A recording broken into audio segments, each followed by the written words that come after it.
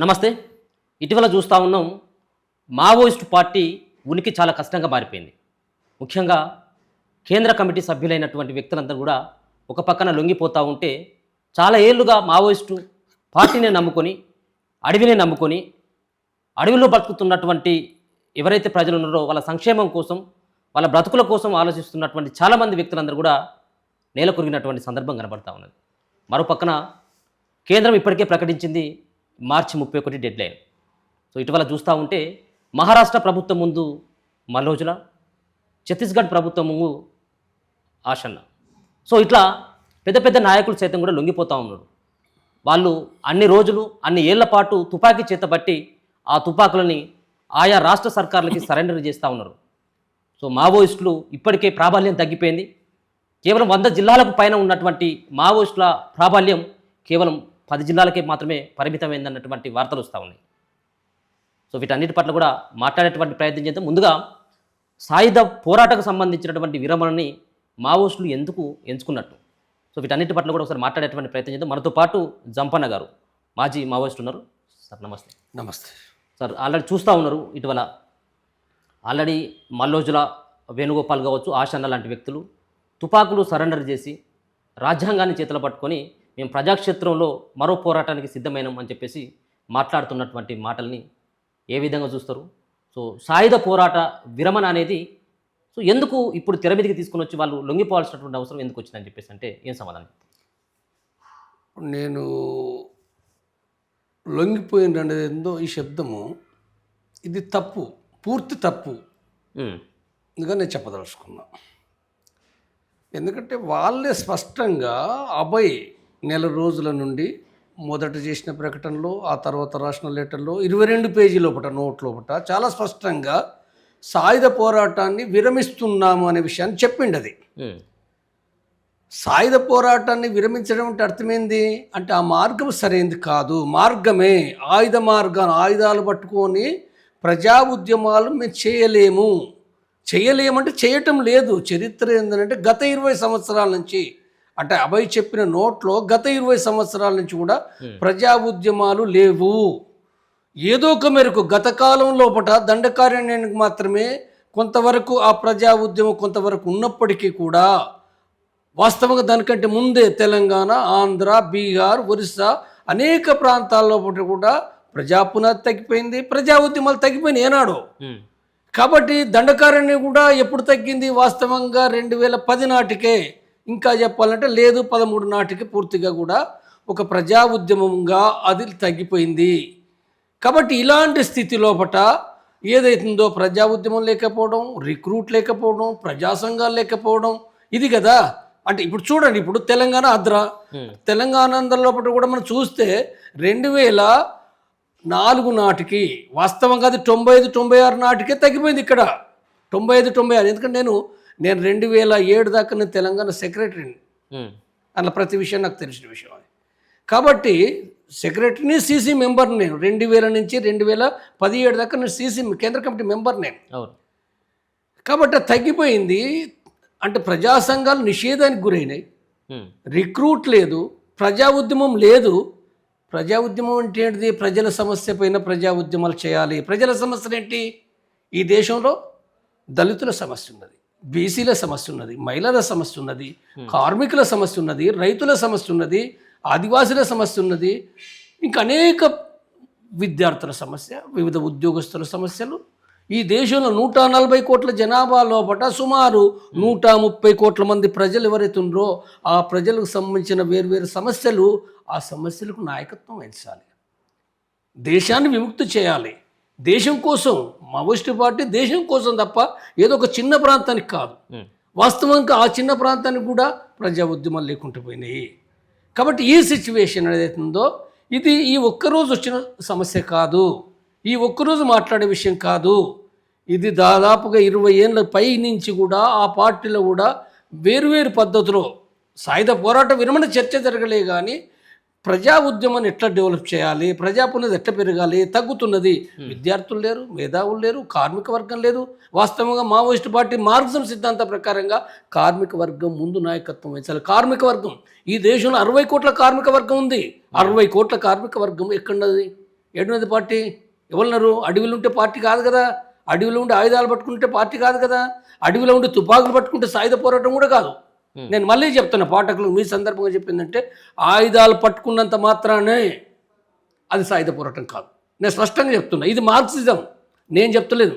Marks, Engels, Lenin, Stalin, Mao చెప్పిన విషయం. వాళ్ళు మాత్రమే కాదు, కొండపల్లి సీతారామయ్య చెప్పిన విషయం, దేవులపల్లి వెంకటేశ్వరరావు చెప్పిన విషయము, పుచ్చలపల్లి సుందరయ్య చెప్పిన విషయము, అనేక మంది ఈ దేశంలో కేంద్ర కమిటీ నాయకులు, మావోయిస్టు పార్టీ ఇవాళ నాయకత్వం దాన్ని వ్యతిరేకిస్తుందా? చెప్పాలి. అది ఇప్పుడు వాళ్ళు తీసుకున్నటువంటి నిర్ణయాన్ని చెప్తాను. ఆశన్న కానీ ఇప్పుడు ఉన్నటువంటి మల్లోజుల తీసుకున్నటువంటి నిర్ణయాన్ని మీరు సమర్థిస్తున్నారు. ఇప్పుడు నేను చెప్తాను దాన్ని, అంటే ఇది రావడానికి నేను ఫస్ట్ బేసిక్గా సాయుధ పోరాటం అనేది అది, అందుకోసం ఏంటంటే సాయుధులు ఉన్నారు, సాయుధులు వేరున్నారు, కానీ సాయుధ పోరాటం లేదు, సాయుధ పోరాటం కూడా లేదు, ప్రజా ఉద్యమం లేదు. కాబట్టి ఈ పరిస్థితి లోపల ఇప్పుడు వాళ్ళు ఏదైతే అభయ్ ఉందో చెప్పిన దాంట్లో పట్ట ఈ పరిస్థితుల్లో పట్ట ఎంత మాత్రం కూడా ప్రజా ఉద్యమం నిర్మించగలిగే పరిస్థితి లేదు.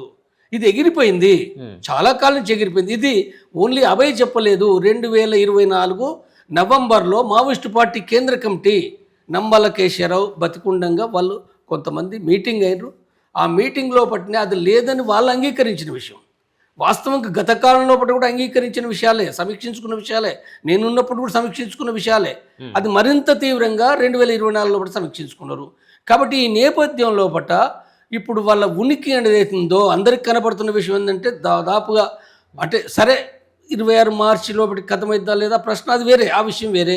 అమిత్ షా చెప్పింది కాబట్టి అయిద్దని కాదు సమస్య.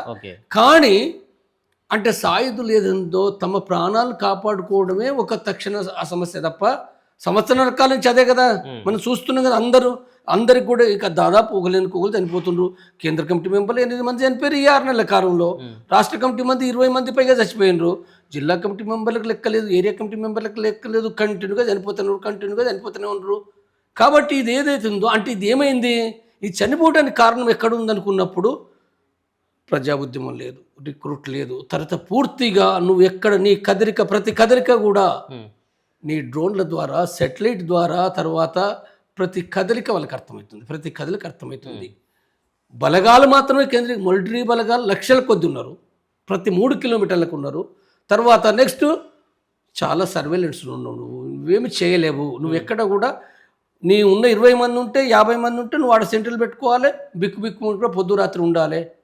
ఏంటి నువ్వు ప్రజలు ఎట్లా ఆర్గనైజ్ చేస్తావు, ఏ రకంగా చేస్తావు? కాబట్టి ఇది ఏదైతుందో ఇప్పుడు నేను ఎందుకు చెప్తున్నానంటే అభయ్ చెప్పిన దాంట్లో కూడా చాలా స్పష్టంగా ఉంది ఈ విషయం. అభయ్ చెప్పడం కాదు, నేను స్పష్టంగా చెప్తున్నాను. నేను సమర్థించడానికంటే ముందు శాంతి చర్చల సంఘాన్ని స్థాపించిన దాంట్లో కూడా వ్యవస్థాపక నాయకుడు నేను. దానికోసం తిరిగి చైర్మన్గా చంద్రకుమార్ను పెట్టినప్పటికీ దాని వ్యవస్థాపక నాయకునిగా, దాని మొదటి నుంచి దాని విధాన రూపకర్తగా మొట్టమొదటి నుంచి చెప్పిందని శాంతి జరగాలి. శాంతి జరగాలంటే ప్రభుత్వము కాల్పులు జరగొద్దు, ఎన్కౌంటర్లు ఉండొద్దు, శాంతి జరగాలి. కాబట్టి మావోయిస్టు పార్టీ వాళ్ళు శాంతి చర్చలకు రావడం అంటేనే యుద్ధాన్ని విరమించడానికే, ఇంకోటి ఏం కాదు. ఏదో ఉత్తుగా మాట్లాడుకుందాం అని కాదు. ఏం మాట్లాడుకుంటారు? శాంతి కోసమే మేము చెప్పింది, స్పష్టమైన డ్రాఫ్ట్ ఉన్నది అది. కాబట్టి ఈ శాంతి చర్చలు అనేది ఉందో అంటే వచ్చినప్పుడు మావోయిస్టు పార్టీ తమ యొక్క అభిప్రాయాలు చెప్పడం, వాళ్ళ డిమాండ్స్ ఏంటి, ప్రభుత్వం ఏంటిది, తిరిగి దాని యొక్క క్లోజ్ చేయవలసింది ఏంటంటే శాంతి జరగాలి. అంటే ఆయుధ విసర్జన జరగడమే, సాయుధ పోరాట విరమణ జరగాలి, ఆయుధ విసర్జన జరగాలి అనే విషయం నేను అనేక ఇంటర్వ్యూలు చెప్పిన, నేను మొట్టమొదటి నుంచి బిగినింగ్ నుండి చెప్పిన నేను. కాబట్టి అది నేను చెప్పినందుకు కొంతమంది కోపం, అది వేరే విషయం. కాబట్టి వాళ్ళ మావోయిస్ట్ పార్టీ నంబాల కేశవరావు బతికుండంగా ఆలోచించాడు. నంబాల కేశవరావు బతికుండంగా చనిపోక ముందుకు చాలా స్పష్టంగా ఆయనే రూపేష్ని పంపి సాయుధ పోరాట అంటే ఆయుధ విసర్జన మేము చేస్తాము, శాంతి చర్చలకు వస్తామన్నాడు. అంటే దాని అర్థం ఏంటిది? ఎవరికైనా అర్థమయ్యేదంటే వాళ్ళ పాత యుద్ధం చేయాలనుకున్నాడు, ఆ శాంతి గురించి మాట్లాడు, యుద్ధం చేయాలనుకున్నాడు. నేను చెప్తున్నా, ఎక్కడెక్కడ బయట వాళ్ళు మాట్లాడతారు, ఎవరైనా మాట్లాడతారు, కానీ యుద్ధం చేస్తాడు. నువ్వు ఒకవేళ యుద్ధాన్ని చేయాలనుకుంటే నీకు శాంతి ఎందుకు? అందరూ అంటే ఆ బాధపడలేక సరే మేము వస్తామని చెప్పి ఆ మాట మాట్లాడు, వేరు అట్లా మాట్లాడింది.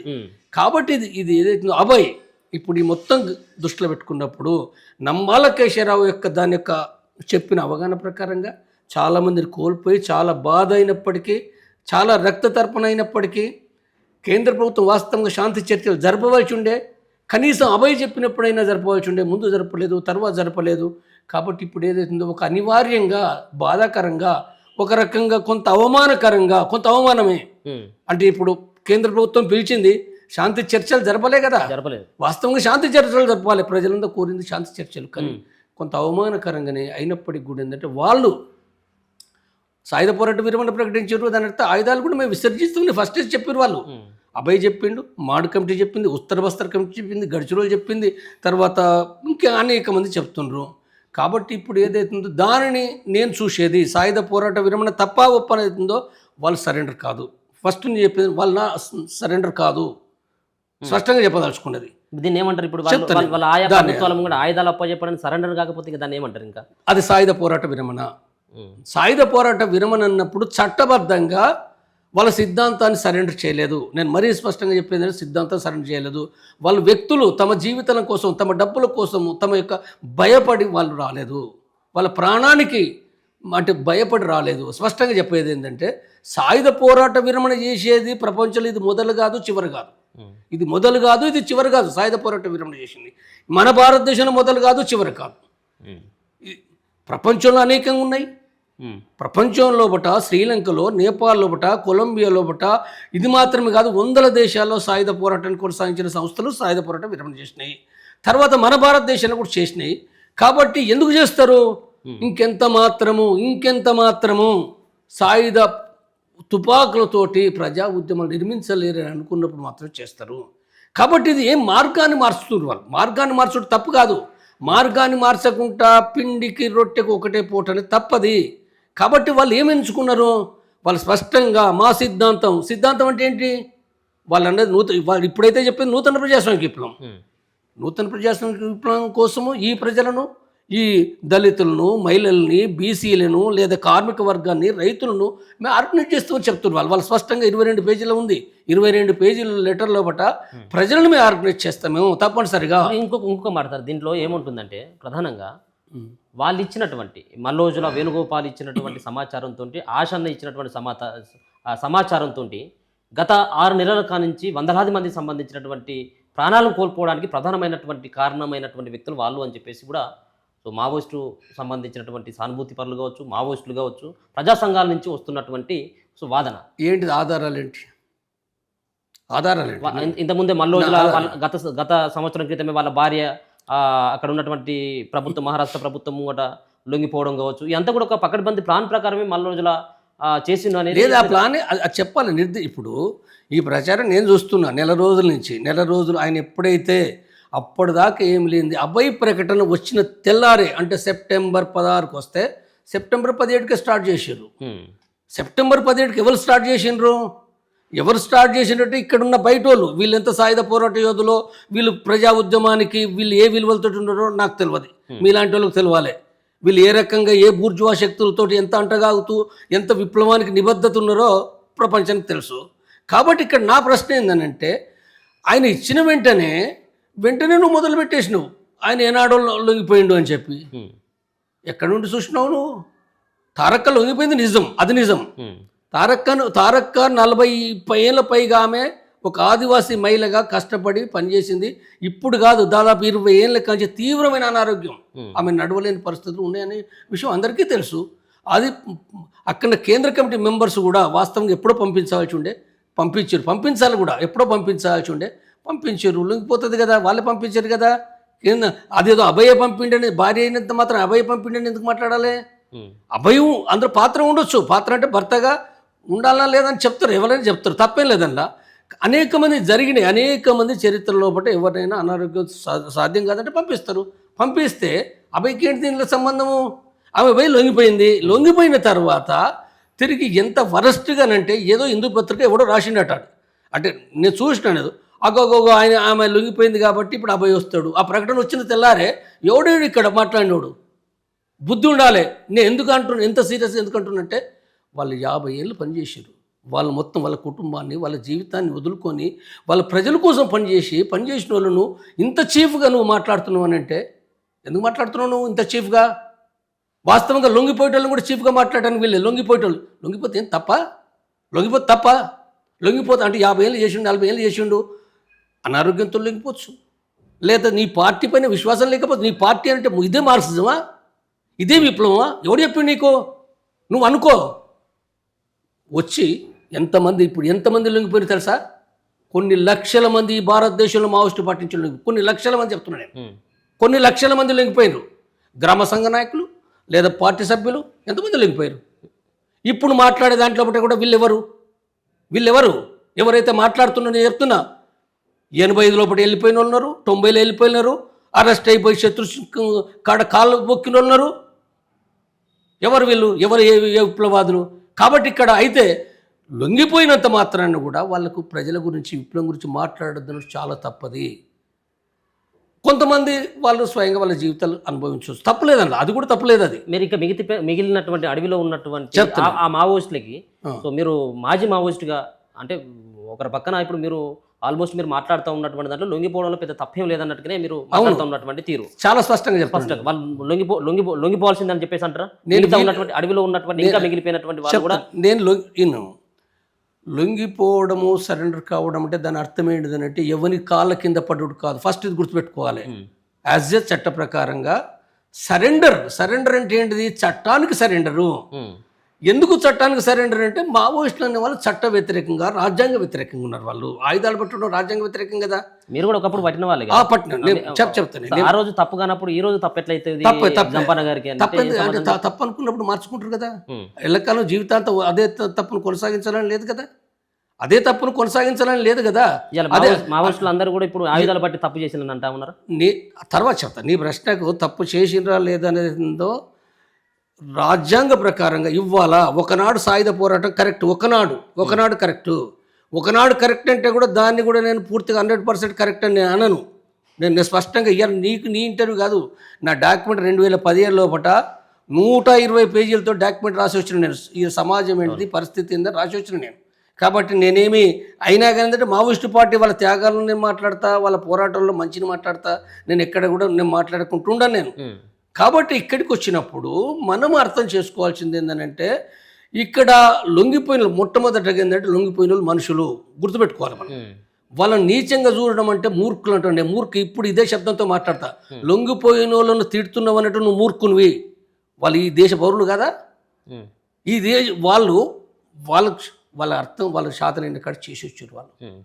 వాళ్ళు ఇక్కడికి వచ్చి కూడా వాళ్ళు చేయొచ్చు. కమ్యూనిజానికి దాదాపుగా నాకు తెలిసి లొంగిపోయిన లక్షలాది మంది ప్రజలు అంటారు. లక్షలాది మంది ప్రజలు, ఒక్కరు కాదు, ఇద్దరు కాదు. ఈ లక్షలాది మంది కూడా ఏంటంటే వాళ్ళంతా ఏంటి, ద్రోహులా? ఏం మాట్లాడుతున్నావు? నీ భాష ద్రోహులా? వాళ్ళు నీచులా?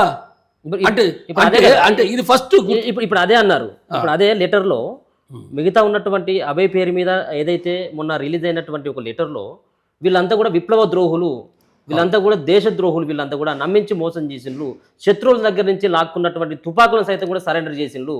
సో ఇది అంతా కూడా వీళ్ళ ప్రజాక్షేత్రంలో వీళ్ళకి ఖచ్చితంగా శిక్ష తప్పదు అని చెప్పేసి కూడా వాళ్ళు మావోయిస్టులు మాట్లాడుతున్నటువంటి మాట. సో వాళ్ళు కూడా ద్రోహులు అని చెప్పేసి అంటా ఉన్నారు, వాళ్ళు కూడా మూర్ఖులు అని చెప్పేసి అంటా ఉన్నారు. మీరు చెప్తా అది కూడా చెప్తా. ఇప్పుడు ఒకటి సరెండర్ది వేరు విషయం చెప్పిన కదా నేను. సరెండర్ కూడా వాళ్ళ ద్రోహులు అనకూడదు అని చెప్పిన నేను. ద్రోహులు అనకూడదు, ఫస్ట్ సరెండరు. వీళ్ళు సాయుధ పోరాట విరమణ చేశారు. సాయుధ పోరాట విరమణ చేయడం అంటే ఏంటిది? చట్టబద్ధ సంస్థగా ఏర్పడడానికి ఆ రైట్స్ వస్తాయి వాళ్ళకు. వాళ్ళు చట్టబద్ధంగా రాజ్యాంగబద్ధంగా రాజ్యాంగం ద్వారా విప్లవం తీసుకొస్తామని చెప్పకూడదు కూడా. వాళ్ళేం చెప్పలే అట్లా. కానీ రాజ్యాంగంలో పట్టున్న ఏవైతే ఉన్నాయో రాజ్యాంగంలో ఉన్నవి అమలు చేయటం లేదు ప్రభుత్వాలు. ఏ ప్రభుత్వాలు చేయటం లేదు. బీజేపీ చేయదు, కాంగ్రెస్ చేయదు, ఎవడు చేయటం లేదు. కానీ ఆ రాజ్యాంగంలో హక్కుల కోసము ఇవాళ ప్రజానికాన్ని సంఘటితం చేసి పోరాడాలి. నేను ఇంతకుముందు చెప్పిన వర్గాల కోసం, ప్రజల కోసం చేయాలి. ఇది చేస్తూనే ప్రచారం చేసుకోవాలి. ఏ ప్రచారం చేస్తావు? నీ సోషలిజం చేసుకో, నీ నూతన ప్రజాస్వామ్యం చేసుకుంటారు కదా. ఈ దేశంలో ఒక మావోయిస్టులు మాత్రమే కమ్యూనిస్టులు అని కాదు కదా. వాళ్ళకి తమకు తమ అనుకోవచ్చు, లేదా వాళ్ళు మాత్రం విప్లవకాలు ఎవరు లేరు అనుకోవచ్చు. కానీ ఈ దేశంలో చాలా కమ్యూనిస్ట్ పార్టీలు ఉన్నాయి, చాలా సోషలిస్ట్ పార్టీ ఉన్నాయి. ఎస్సీసీ అనే పార్టీ ఉంది, సోషలిస్ట్ పార్టీ. లేదా అభినవ్ సిన్హాలో సంబంధించిన వాళ్ళ కార్మికులు, విద్యార్థులు, మేధావులు వాళ్ళు ఆర్గనైజ్ చేస్తుండ్రు. లేదా వివిధ ఎంఎల్ పార్టీలు ఉన్నాయి, మాస్లైన పార్టీ ఉంది. వాళ్ళు కూడా తమ విప్లవం అని అంటుండ్రు.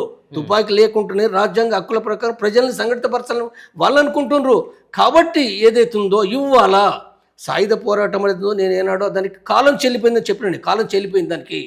నేను స్పష్టంగా చెప్పిన, దాన్ని చెప్పకుండా నేను ఎక్కడ ఆగను. నేను స్పష్టంగా చెప్తా. కాబట్టి ఇప్పుడు ఇక్కడికి వచ్చినప్పుడు సాయుధ పోరాటం చేసేవాళ్ళు నేను మూర్ఖులు ఎప్పుడు అనలే, ఎప్పుడు కూడా నేను అన్నాను. కానీ ఇప్పుడు మీ ప్రశ్న ఉంది. మీ ప్రశ్న వీళ్ళు ద్రోహులు అనే దానికి ఎలాంటి ఆధారాలు లేవు, లొంగిపోయినటువంటి వారు. ఆధారాలు లేవు. నేను స్పష్టంగా చెప్తాను. తర్వాత రెండోది, ఉమ్, తొందరపాటుతోటి నేను మావోయిస్ట్ పార్టీ లోపల నేను పనిచేసే సమీక్షలు ప్రతి విషయం నాకు తెలుసు. ఇన్ఫార్మర్లు ఎవరిని అనాలి, ఎందుకు అనాలి, చాలా విషయాలు ఉంటాయి. చాలా తొందరపాటు. ఎన్నిసార్లు అంటే వందల వేల సార్లు తప్పులని చెంపలేసుకున్నాం. ఉమ్, తప్పు చేయనోడు కూడా చెంపలేసుకున్నాం. నేను చెప్తున్నా, తప్పులు అంటే ఒక కమిటీ అంటే మన తొందరపాటుతోటి ఇన్ఫార్మర్ అని అంటే ఇన్ఫార్మర్కి సంబంధించి చాలా అనేక విషయాలు పరిశీలించాలి. ఉమ్, నేను చెప్తా, ఇప్పుడు నేను గ్రామ లెవెలే కాదు, నేను సమీక్షలున్నాయి కానీ పై లెవెల్ లోపల నేను ఒక 15-20 సంవత్సరాల నుంచి చెప్తాను. నేను కోబడ్ గాంధీ అరెస్ట్ అయ్యాడు, CC member, politburo member, ఎవరినన్నారు? లేదా సంధ్య రాజమౌళి, కరీంనగర్ సంధ్య రాజమౌళి సీసీ మెంబరు, ఆయనే రాయపూర్ లోపల అరెస్ట్ అయ్యి ఎన్కౌంటర్ అయ్యింది ఆయనే. మరి దానికంటే ముందు కొద్ది రోజుల ముందు, జస్ట్ వన్ డే ముందు అందులో విజయదాదా, అజయ్ దాదా ఇంటికి వచ్చారు. వాళ్ళు ఎవరు? విజయదాదా పొలిట్ బ్యూరో మెంబర్, ఇంకో అతను సీసీ మెంబర్, ఆయన కూడా పొలిట్ బ్యూరో మెంబర్. వాళ్ళని అన్నమా? తొందరగా అన్నమా? వెంటనే చాలా పరిశీలించాలి కదా అసలు ఏ విషయాలు. తర్వాత అనేక మంది, బాలకృష్ణ అంటే చంద్రమౌళి, ఏఓబి రాష్ట్ర సెక్రటరీ, సీసీ మెంబరు, కాంగ్రెస్ 2000 కాంగ్రెస్కి ముందు, కాంగ్రెస్ నేను పోవాలి, ఆయన పోవాలి, ఆయన ఒక కాంచి అక్కడ రైల్వే ప్లాట్ఫామ్లో అపాయింట్మెంట్ పెట్టుకున్నాడు, ఎన్కౌంటర్ అయ్యండి అక్కడ. ఎవరు కారకులు అంటే ఎంసీసీ నాయకత్వం రిసీవ్ చేసుకోవాలి కాబట్టి వాళ్ళు ఇన్ఫార్మల్ అంటారా? అంటే అపాయింట్మెంట్ ఎవరైతే పెట్టుకున్నారో మరి వాళ్ళని చెప్పి అని అంటే ఎట్లా? అనేక కోణాల్లో దాన్ని పరిశీలించవలసి వస్తుంది. కొరియర్ సమస్యనా, లేకపోతే మనం ఫాలో అయినరా, మన సెల్ ఫోన్ కారణమా? సెల్ ఫోన్ కూడా చాలా కారణాలు ఉన్నాయి. అనేకమైన సమస్యలు ఏవైతున్నాయో ఇందులో ఉంటాయి. కాబట్టి తర్వాత ఇంకొకటి ఏంటంటే 40 ఏళ్ళ నుంచి 50 ఏళ్ళ నుంచి ఉన్నోళ్ళని వెంటనే అట్లా ఎవరు అనుమానించిన అంటే పని పార్టీ నడవది. ఇప్పుడు వాళ్ళు చెప్తాను వాళ్ళు ద్రోహులు కాదు అన్నారు కాబట్టి కాదు, 100% వాళ్ళ ద్రోహులు కాదు, వాళ్ళ వీరులా? నేను చెప్పేదేనండి, ఇది నేనేమంటున్నా, ఆత్మహత్య సదృశ పార్టీ కనుక ఈ రకంగా అనుమానాలను మోపి మాట్లాడడం అంటే రాజకీయాల సిద్ధాంతం గంగలు కలిపినట్టే. పార్టీ లోపట, నాయకుల లోపట విశ్వాసాలు లేకపోతే పని చేయలేరు, గుర్తుపెట్టుకో. ఇప్పుడు అట్లా అనుకుంటే సుధాకర్ చనిపోయిండు, ఎవరు ద్రోహులు? గౌతమ్. లేదా ఉదయ్ చనిపోయిండు, దానికి ఎవరు ద్రోహులు? వీళ్ళ కంటాక్ట్లే ఉన్నారు కదా. ఇప్పుడు ఎవరైతే సాయుధ పోరాటం ఉన్న వాళ్ళు వీళ్ళ కంటాక్ట్లే ఉన్నారు కదా. అంటే ఇష్టం వచ్చినట్టుగా మాట్లాడతావా నువ్వు? ఇష్టం వచ్చినట్టుగా మాట్లాడితే వాళ్ళు 50 ఏళ్ళు పనిచేసిన వాళ్ళు, నువ్వు వాళ్ళ యోధులు అంటావా లేదా ఎవరు ఇష్టం అని నేనంటే ఏమంటే వాళ్ళు చరిత్ర సృష్టించిన చెప్తున్నా, స్పష్టంగా చెప్తున్నా నేను. లొంగిపోయినటువంటి వల్ల అవును, లొంగిపోవడం ఆ మాట తప్పు, సరెండర్ అండి, తప్పంటున్నా. సరెండర్ అనేది కాదది, 100% సరెండర్ కాదు. వాళ్ళు స్పష్టంగా వాళ్ళు చెప్పిండ్రు, సాయుధ పోరాట విరమణ చేసిన చెప్పారు. ఛత్తీస్గఢ్ ఉప ముఖ్యమంత్రి సైతం కూడా దాన్ని సరెండర్ అనేది దాన్ని వ్యతిరేకించి మాట్లాడు వాళ్ళ విలేకరుల సమావేశాలు. కాదది, వాళ్ళ సాయుధ పోరాట విరమణ ఒప్పుకున్నారు, వాళ్ళు ప్రభుత్వం ఒప్పుకున్నది. కాబట్టి ఇష్టం ఉన్నట్టుగా నువ్వు సాయుధ పోరాటం తప్ప ఒప్ప నువ్వు మాట్లాడు, నేను వద్దను. సాయుధ పోరాట విరమణ తప్పన్నప్పుడు ఆయుధాలు కూడా ఇవ్వడం తప్పు. ఇక్కడ అర్థం కావాల్సిందంటే సాయుధ పోరాట విరమణ తప్ప ఒప్ప నీకు మాట్లాడే రైట్ ఉంది. ఎవరికి? సాయుధ పోరాటం చేసేవారికి రైట్ ఉంది. ఓకే, నా అభిప్రాయం కాదు, నేను చెప్పేది అంటే సాయుధ పోరాటం చేసేవారికి, దాన్ని సమర్థించే వారికి నువ్వు సాయుధ పోరాట విరమణను వ్యతిరేకించు. సాయుధ పోరాట విరమణ అంటే ద్రోహం అని నువ్వు అను, అది నీ అభిప్రాయం. కానీ ప్రజలు తెలుస్తారు, చరిత్ర ఉంది. ఈ చరిత్ర ప్రజలే చరిత్ర అనేది మాత్రం ప్రజల లోపల విరుద్ధ అభిప్రాయాల సంఘర్షణ జరుగుతుంది. ఇది ఒక్కటి కాదు, ప్రపంచంలో అనేక జరిగినాయి. కాబట్టి వాళ్ళు ఎప్పుడు ద్రోహులు అవుతారంటే, ద్రోహులు కనుక అనదలుచుకుంటే, వాళ్ళు కనుక ప్రజల కోసము తమ సిద్ధాంతం కోసం పని చేయకపోతే వాళ్ళు ద్రోహులు అవుతారు. అప్పుడు నేనంటాను వాళ్ళు పని చేయకపోతే, వాళ్ళు నమ్మిన సిద్ధాంతం కోసం పనిచేసే, కమ్యూనిజం కోసం పనిచేసే వాళ్ళు ఎవరు ద్రోహులు కాదు. సిద్ధాంత విభేదాలు ఉండొచ్చు కాక, సిద్ధాంత విభేదాలు ఎన్నో ఉంటాయి.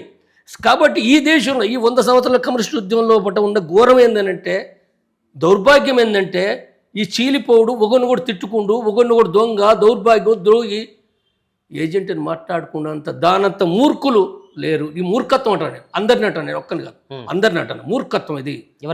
ఎవరన్నా మీరు మీ విభేదాలు మాట్లాడండి. మీ విభేదాలు ఎక్కడ, నేనేమంటున్నా, ఎట్లా చేయాలి ఈ దేశంలో కమ్యూనిస్ట్ విప్లవం అనేది ఎట్లా చేయాలనేది అవుతుందో, నీకు ఒక అభిప్రాయం ఉండొచ్చు, నాకు ఒక అభిప్రాయం ఉండదు. సిపిఎంలో కాంగ్రెస్కు భజన చేస్తారు, కాంగ్రెస్కి భజన చేసి వాళ్ళు ఎన్నికలు అంటారు. నేను తప్పంట, నేను తప్పనంట. కానీ వాళ్ళు అసలే వాళ్ళు మొత్తంగా ద్రోహులని నేను అనలేను కదా.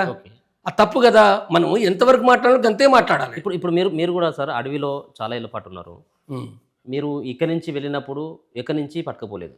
గన్నని నీ చేతికి ఇచ్చినటువంటి తుపాకీ నువ్వు ప్రజాక్షేత్రం నుంచి నువ్వు అడవి బాట పట్టినప్పుడు నీకు ఇక్కడి నుంచి వెళ్ళండి అని చెప్పేసి కూడా ఘన స్వాగతం పలికి చేతిలో తుపాకీ పెట్టి ఏ ప్రజలు కూడా పంపించలేదు. సో ఆడికి వెళ్ళిన తర్వాత మీ చేతికి ఇచ్చినటువంటి తుపాకీ సో మీ ప్రాణాలను రక్షించుకోవడంతో పాటు మీరు అనుకున్నటువంటి సిద్ధాంతానికి కట్టుబడి ఉండాలన్నటువంటి ఉద్దేశంతో తుపాకీ చేతిలో పడితే ఆ ఇచ్చినటువంటి తుపాకీని ఈరోజు సర్కార్కి సరెండర్ చేయడం ఏంటిది ఈ తుపాకీని అన్నటువంటి విమర్శ కూడా చాలా వస్తుంది వాస్తవమే. అది ఇవ్వడాన్ని మీరు సమర్థిస్తా ఉన్నారు. తుపాకీ చేతిలో పెట్టడం ఎంతవరకు కరెక్ట్ అని చెప్పేసి అనుకుంటా ఉన్నారు. ఇప్పుడు దీంట్లో సరెండర్ అయ్యే వాళ్ళు వ్యక్తులు, సరెండర్ అయ్యే వాళ్ళు ఎవరైతారంటే వ్యక్తులు అవుతారు. అవును, మీకు అంటే సమాజానికి కూడా అర్థం కావాలి. సమాజం లోపల ఇప్పుడు ఏముందనంటే కొంత మావోయిస్టు పార్టీని సపోర్ట్ చేసేవాళ్ళు, సాయుధ పోరాటాన్ని సపోర్ట్ చేసేవాళ్ళు దాంట్లో బట్ట ఇది ఉంది. అసలు వాళ్ళకి ఓకందని విషయం వాస్తవంగా సరే సాయుధ పోరాటం చేయడము లేదా చనిపోవడం అనేది చూస్తుండ్రు. కానీ ఇది సమాజం లోపల వాళ్ళు విరమణ చేయడం అనేది అది అర్థం చేసుకోలేని పరిస్థితి ఉంది. వాళ్ళ ఆవేదన ఉంది, ప్రజలు భావించేదంటే వాళ్ళ ఆవేదన ఉంది. కానీ నేను చెప్పే విషయం ఏంటంటే సరెండర్ అయ్యే వాళ్ళు ఎవరైతే ఉన్నారో వ్యక్తులు అవుతారు, ఎప్పుడు కూడా గుంపు కారు. ఎక్కడైనా 2-3 అయితే 2 లేదా 4 చాలా అరుదది. సరెండర్ మీనింగ్ కూడా నేను మళ్ళీ చెప్పిందంటే చట్టానికి సరెండరే.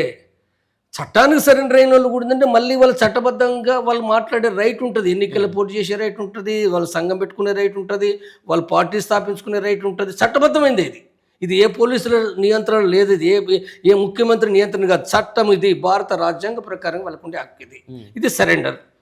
ఇప్పుడు వాళ్ళు ఏదైతుందో అంటే అట్లా సరెండర్ అయిన వాళ్ళు ఏంటంటే తుపాకులు తీసుకురావడం తప్పు, వ్యక్తులు సరెండర్ అయ్యే వాళ్ళు తప్పది. గతంలో జనశక్తి రణధీర్, జనశక్తి అంటే మావోయిస్టు పార్టీ సంబంధం లేదు, ఆయన ఎస్పీ ప్రవీణ్ కుమార్కి ఆయుధాలు ఇచ్చడం ద్రోహము. అది ఎవరైనా ద్రోహం అంటారు.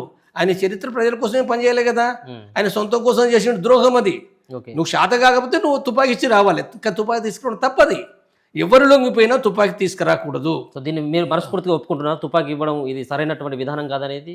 నేనేం చెప్తున్నా నేను నీకు అర్థమైతలే, నీకు అర్థం కావటం లేదు. సమస్య ఏంటంటే నీకు అర్థం కాదంటే ప్రజలకు ఇంకా అర్థం కాదు. సరెండర్ వేరు, సాయుధ పోరాటం వేరు, ఈ రెండు వేరు విషయాలు. ఇది నేను చెప్పడం లేదు, ఇది ప్రపంచంలో పుట్ట అనేక సాయుధ సంస్థలు 100 సంఘటనలు అంటే నేను 100 సంస్థలు సాయుధ పోరాట విరమణ చేశారు. మొత్తం పార్టీ చేయొచ్చు. వాస్తవంగా నంబాల కేశవరావు బతికుంటే శాంతి చర్చలు జరిగితే మెజారిటీ పార్టీ అయిపోయేది, ఈ చచ్చిపోవడం తగ్గేది. కొద్దిమంది ఎవరో ఉన్నారనుకో, ఎవరో ఎల్లో పుల్లే ఉండరంటే ఉంటారు, నేను చేస్తా నంబాల కేశవరావు ఆడుద్రోహి అని చెప్పి అని కూడా చేతి చేయొచ్చు, దాన్ని ఎవడొద్దు అంటాడు. చేసే రైట్ కూడా ఉంది కదా, నువ్వు చేస్తున్నట్టే నేను బలవంతం కట్టి తీసుకురారు కదా ఎవరు. కాబట్టి సమస్య ఏంటంటే ఆ పార్టీ దురదృష్టవశాత్తు ఒక కేంద్రం నేను ఫస్ట్ తప్పంటున్నా, చర్చలు చేయకపోవడం, ముండిగా చంపేయడం అనేది చాలా సీరియస్ తప్పది. నేను అనేక సార్లు మాట్లాడినా కేంద్రం ఇది చేయడం మంచిది కాదు, మీరు చర్చలకు పిలవండి పిలిస్తే అని అంటే చేయలేదు. వాస్తవంగా నంబాల కేశవరావు ఆయనే చేసిండు, సరే ఆయన మాట్లాడిండు అంటే ఇంకా కొంతమందిని మాట్లాడదామని చెప్పి కూడా పిలిచిండు. వాస్తవంగా ఒక సెక్రటరీగా ఆయన వేరే వాళ్ళతో పంపిండు, స్టేట్మెంట్ పంపిండు. శాంతి చర్చలు, తర్వాత ఆయుధ విసర్జన కూడా మాట్లాడాడు. వాస్తవంగా ఆయుధ విసర్జన సాయుధ పోరాటం ఒక్కటే, ఎడమచేయి పురచేయి అన్నట్టునే. కానీ ఆయన ఏం చేసిండు, పూర్తిగా కనీసం కొంతమందితో మాట్లాడకపోతే బాగుండదని చెప్పి అక్కడి వాళ్ళతో మాట్లాడిండు, రాష్ట్ర కమిటీ లేదా ఆశన్నతోటి వీళ్ళతోటి మాట్లాడి. కానీ కనీసం కొంత సీసీలో ముఖ్యులు 2-3 మాట్లాడేయాలనే దాంతో ఆయన పిలిచిండు. ఆ కాంటాక్ట్ వాళ్ళకు సెట్ కాలేదంటే ఈ లోపల చంపేశారు, అయిపోయింది. ఇంకెక్కడిదిగా ఆయన తర్వాత వరుస పెట్టి కేంద్రం చంపుతూనే ఉంది, ఊగలేనుకోగలు చంపుతూనే ఉంది, ఎంత మొత్తుకున్నా ఏమి లేను. కాబట్టి ఇప్పుడు ఏమైపోయింది, ఒక వంక పార్టీలో పట్టినే ఇంకేం శాంతి చర్చలు, బోధన చర్చలు, మనం శాంతి చర్చలు అంటే వాడు చంపుతుండు, అది వచ్చింది. కొంతమందికి ఏమొచ్చింది, ఏంది సత్యం బత్తం ఉన్నంతకాలం పోరాడతాం. నేను కూడా అన్నా, నేను నా మధ్యలో కూడా మాట్లాడినా, చాలా కేంద్ర ప్రభుత్వం చేయడం ఇది మంచిది కాదు అది అంటే వాళ్ళు రెచ్చగొడుతున్నాం, వాళ్ళు పోరాడడానికి ఇక ఇప్పుడు మొండిగా తెగిస్తారు కదా, కనీసం గౌరవం. నేను శాంతి చర్చలు పెట్టినప్పుడు కూడా చెప్పిన, చాలామంది అడిగారు వాళ్ళు ఇంకా చర్చలు ఏంటి, అమిత్ షా లేదంటున్నప్పుడు లొంగిపోవచ్చు కదంటే లొంగిపోరండి, అది కరెక్ట్ కాదు, అది జరగదు. అది పార్టీ ఒక గౌరవప్రదంగా చర్చించాలి. ఆ పార్టీకి ఒక 50 సంవత్సరాల ఒక గొప్ప చరిత్ర, భారతదేశం కాదు ప్రపంచంలో ప్రఖ్యాతిగాంచిన చరిత్ర ఉంది. గొప్ప పోరాటాలు చేశారు. ఇప్పుడు వాళ్ళే తగ్గినాయి కానీ గొప్ప పోరాటాల చరిత్ర ఉంది. వాళ్ళు ఎవరు ఎందుకు వస్తారు? ప్రతి ఒక్కడు కూడా ఏంటంటే తన యొక్క ఆత్మగౌరవాన్ని కోసం పోరాడతాడు. కాబట్టి ఆత్మగౌరవం అనేది చాలా ముఖ్యమైనది. ఇది లేకుండా నువ్వు మాట్లాడడం అంటే వాళ్ళు దేనికోసం వాళ్ళు లొంగిపోవాలి? డబ్బుల కోసం. నీ డబ్బులు ఏమని కావాలి, నీ సుఖాలు ఏమని కావాలి? వాళ్ళు ప్రాణాలు తెగించి అన్ని వదిలిపెట్టుకున్న వాళ్ళను నీ విధవ డబ్బుల కోసం కాదు కదా. కాబట్టి ఇది నేను చాలా ఇంటర్వ్యూలో చెప్పిన, కానీ అయినా కేంద్ర ప్రభుత్వం లేదు. నేను చాలా చివరి వరకు అబ్బాయి ఈ ప్రక్రియ చేపట్టడానికంటే ముందు వరకు లేదా మొన్నొచ్చేంత వరకు ఆయన ప్రకటన ఇచ్చిన తర్వాత నా ప్రయత్నాలు నేను ఎక్కడ ఆపలేను, కంటిన్యూ చేసినాను. నేను చేసినప్పటికి కూడా కేంద్ర ప్రభుత్వం లెటర్లు రాసిన దగ్గరన్నాయి, కేంద్ర ప్రభుత్వానికి కూడా రాసిన, విడిగా కూడా రాసిన, కానీ వాళ్ళు మన్నించలేదు. అయితే ఈలోపు అబ్బాయి ఈ రకంగా చేసుకున్నాడు, రూపేజ్ చేసుకున్నాడు. వాళ్ళు స్టేట్ కమిటీ మెంబర్లు 6 స్టేట్ కమిటీ మెంబర్లు, డివిసి వాళ్ళందరూ అనుకున్నారు. కాబట్టి నాకు కొంత ఇష్టం లేనిది ఇది బాధాకరమైంది. నేనేమి పూర్తిగా సపోర్ట్ చేసేది కాదు, కానీ అయినప్పటికీ ఎందుకంటే నేను శాంతి చర్చలను కోరుకున్నాను. నేను మొదటి నుంచి నేను ఈ రకంగా అంటే ఈ చర్చలు కూడా పూర్తి జరగలే. సరే రూపేష్ ఏదో మాట్లాడినప్పుడు ఛత్తీస్గఢ్ ఉప ముఖ్యమంత్రి కొన్ని విషయాలు మాట్లాడు, ఇంకా కొంత జరుగుతున్నాయట. సరే ఎంత జరిగినా ఇప్పుడు నువ్వు పూర్తిగా ఇది అయిపోయి ఇప్పుడు ఏం నిర్ణయాలు ఎంత వస్తాయి? వాస్తవంగా ఒక అంటే చర్చలు జరిగితే ఆ కేంద్ర నాయకత్వం వాళ్ళు అనుకొని ఒక గ్రౌండ్ ప్రిపరేషన్ జరిగి ఒక నిర్ణయాలు జరిగేదానికి ఇప్పుడు జరిగిందని చాలా డిఫరెన్స్ ఉంది. తర్వాత మెజారిటీ పార్టీ ఉన్నది, ఇప్పుడు వచ్చింది మైనారిటీ. నా దృష్టిలో చాలా మైనారిటీ. 2 సీసీ మెంబర్లు, 6 రాష్ట్ర కమిటీ మెంబర్లు, డివిసి మెంబర్లు వచ్చిండ్రు. కాబట్టి ఇది అయితే కీలకమైంది. మైనారిటీ అనేది కీలకమైంది, కానీ కాబట్టి అది ఒక రకంగా బాధాకరమైంది. తర్వాత ఇన్ని రకాల తిట్లు తినవలసిన అవసరం లేదు కదా. ఇప్పుడు ఇలా చూడు, నాకే బాధ అనిపిస్తుంది. నాకేం ఇప్పుడు వాస్తవంగా ఆ పార్టీ లైన్ విభేదించి వచ్చిన నేను, నా సిద్ధాంతం ఈ దేశం పెట్టుబడిదారు దేశం, ఈ దేశంలో సోషలిస్ట్ విప్లవం జరగాలని అంటున్నాను. నేను నూతన ప్రజాస్వామ్యం కూడా ఒప్పుకోను. నేను స్పష్టంగా చెప్తున్నాను. నేను అబ్బాయి చెప్పే నూతన ప్రజాస్వామ్యం నేనే ఒప్పుకోను. నేను వాళ్ళ వాస్తవంగా నూతన ప్రజాస్వామ్యం అనేది మావోయిస్టు పార్టీ సాయుధులకు కూడా ఆయన దగ్గరన్నాడు, నేను కాదు దగ్గరన్నది. ఇప్పటికీ రూపేష్ అభయే నూతన ప్రజాస్వామ్యం వాళ్ళందరిది ఒకటే. కాబట్టి అయితే ఆయన ఏం మర్చుకుంటున్నా నేను చెప్పలేను రేపు. కానీ కాబట్టి నేను వాళ్ళది ఏమైనప్పటికీ కూడా ఆ పార్టీ వాళ్ళు నా సహచరులు కాబట్టి వాళ్ళు చనిపోద్దని కోరుకున్నాను. నేను చనిపోకపోవడే కాదు, వాళ్ళు వచ్చి అది సాధ్యం నా దృష్టిలో పట్టి అది కాలం చెల్లిందని ఎప్పటి నుంచి చెప్తున్నా. కాబట్టి ఇప్పుడు వచ్చి వాళ్ళు చాలా పట్టుతో ఉంది, వాళ్ళ త్యాగం ఉంది, నిబ్బరతం. తర్వాత ఆ పార్టీ సిద్ధాంతం చాలా విషయాలు ఉన్నాయి. చాలా అంటే అనేక సంపద ఈ దేశంలో ఏ కమ్యూనిస్ట్ పార్టీకి లేని ఒక సిద్ధాంత సంపద ఉన్నది. నేను ఒకటే చెప్తున్నా, ఈ దేశంలో తెలంగాణ ప్రత్యేక పోరాటానికి సపోర్ట్ చేసిందంటే మొట్టమొదటిగా మావోయిస్టు పార్టీ. ఈ దేశంలో కుల సమస్యకు స్పష్టంగా ఒక డాక్యుమెంట్ రాసుకొని స్పష్టంగా ఈ దేశంలో దళితులు, ఈ దేశంలో బీసీల కోసము అనేక విషయాల్లో ఒకటి అతని డాక్యుమెంట్లో ఒకటి చాలా స్పష్టం చేసుకున్నది ఉంది. కానీ వాళ్ళు ఎవ్వరు దాని గురించి ఇక్కడ బయట ప్రజా సంఘాలు ఒక్కడు కూడా చెప్పడు. ఎవరున్నాడు చెప్పడానికి? ఏ ప్రజా సంఘాలున్నాయి? నేను చెప్తున్నా వాళ్ళకి సంబంధించిన ఏతుందో అందులో మంచి విషయాలు నేను చాలా చెప్తున్నా. కానీ నేను ఎంత చెప్తున్నాను వాళ్ళ గురించి నేను చెప్తున్నా. కాబట్టి నేనేం కోరుకుంటున్నానంటే వాళ్ళు బయటకు వస్తే వాళ్ళ కాడ ఉన్నది సంపద ఉన్నది అంటే ఆ విషయాలు మార్గం మాత్రమే తప్పు. నేను అనుకున్న నూతన ప్రజాస్వామ్యం తప్పు, కానీ కమ్యూనిజం కోసం పోరాటం కరెక్టు. ప్రజలను సంఘటితం చేయాలి, చైతన్యవంతం చేయాలి చాలు. కాబట్టి నేనేం కోరుకుంటున్నట్టే మనస్ఫూర్తిగా నేను కోరుకునేది, నేను ఆ పార్టీలో ఉంటానని కానీ లేదా నాకు వాళ్ళు వస్తే నాకేదో అనేది కాదు. నేను ఈ దేశంలో బట్టి ఎవరైనా ప్రజల కోసం, కమ్యూనిజం కోసం, ఈ దేశ వివిధ వర్గాల కోసం పనిచేసే వాళ్ళు గొప్ప వాళ్ళుగా నేను భావిస్తాను. ఎవరైనా కానీ ప్రజాస్వామ్యంలోకి వచ్చి కొట్లాడమని చెప్పేసి అంటా ఉన్నారు. తప్పనిసరి ఇవ్వాలి, అది తప్ప మార్గం లేదు. నేను చెప్తున్నా చాలానే బాధాకరంగా కూడా ఏంటంటే ఇది చెప్ప ఇంకా మనకి ఏ మార్గం లేదు. మనము సాయుధ పోరాటం అంటే నేను వాళ్ళేం చేస్తున్నారు, త్యాగం చేస్తున్నారు, చనిపోతే కూడా ఇప్పుడు మొన్న రామచంద్రాడు చనిపోయాడు, కోసదా చనిపోయాడు. నేను నా లైన్ ఉన్నప్పటికీ వాళ్ళ త్యాగాన్ని ఎత్తిపడతా, ఎవరు చనిపోయినా ఎత్తిపడతా. రాజ్యాన్ని నేను వ్యతిరేకిస్తా. రాజ్యాన్ని కూడా ఏంటంటే నేను అబ్బాయి ఇచ్చిన తర్వాత కానీ ఆ తర్వాత చాలా ఇంటర్వ్యూ నేను చెప్పిన, మీరు ఇకనైనా ఆపండి, శాంతి చర్చలు ప్రారంభించండి, చంపకండి, ఇది మంచిది కాదు అది. కాబట్టి మీరు ఏదైతే ఉందో మీరు ఈ రకంగా మీ డెడ్ లైన్ పెట్టి చంపడం మంచిది కాదని నేను చెప్తున్నా. కాబట్టి అది ప్రభుత్వం.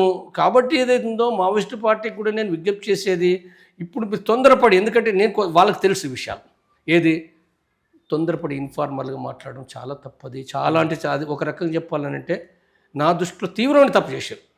తీవ్రమైన నువ్వు సాయుధ పోరాటాన్ని నువ్వు చేసుకో. ఎవరైతే ఈ లెటర్ల రూపంలో మాట్లాడుతున్నటువంటి లొంగిపోయినటువంటి ద్రోహులు అని చెప్పేసి మాట్లాడుతున్నటువంటి వాళ్ళకి నేను ద్రోహులు అంటే వాళ్ళు మాట్లాడినటువంటి దానికి మీరు అలా డివైడ్ చేసి సాయుధ పోరాటం నువ్వు చేస్తున్నావు, ఓకే సాయుధ పోరాటం నువ్వు చేసుకో, నీకు ఆ రైట్ ఉంది. తర్వాత సాయుధ పోరాటాన్ని విరమించిన వాళ్ళని నువ్వు దాన్ని తప్పని చెప్పే రైట్ నీకుంది. అది ద్రోహం అంటే వాళ్ళ రాజకీయం కాదు, రాజకీయ ద్రోహం అనుడు వేరు. అది అంటే నేనను నువ్వు నీకు ఆ రైట్, నువ్వు చేస్తున్నావు కాబట్టి నీకు ఆ రైట్ ఉంది.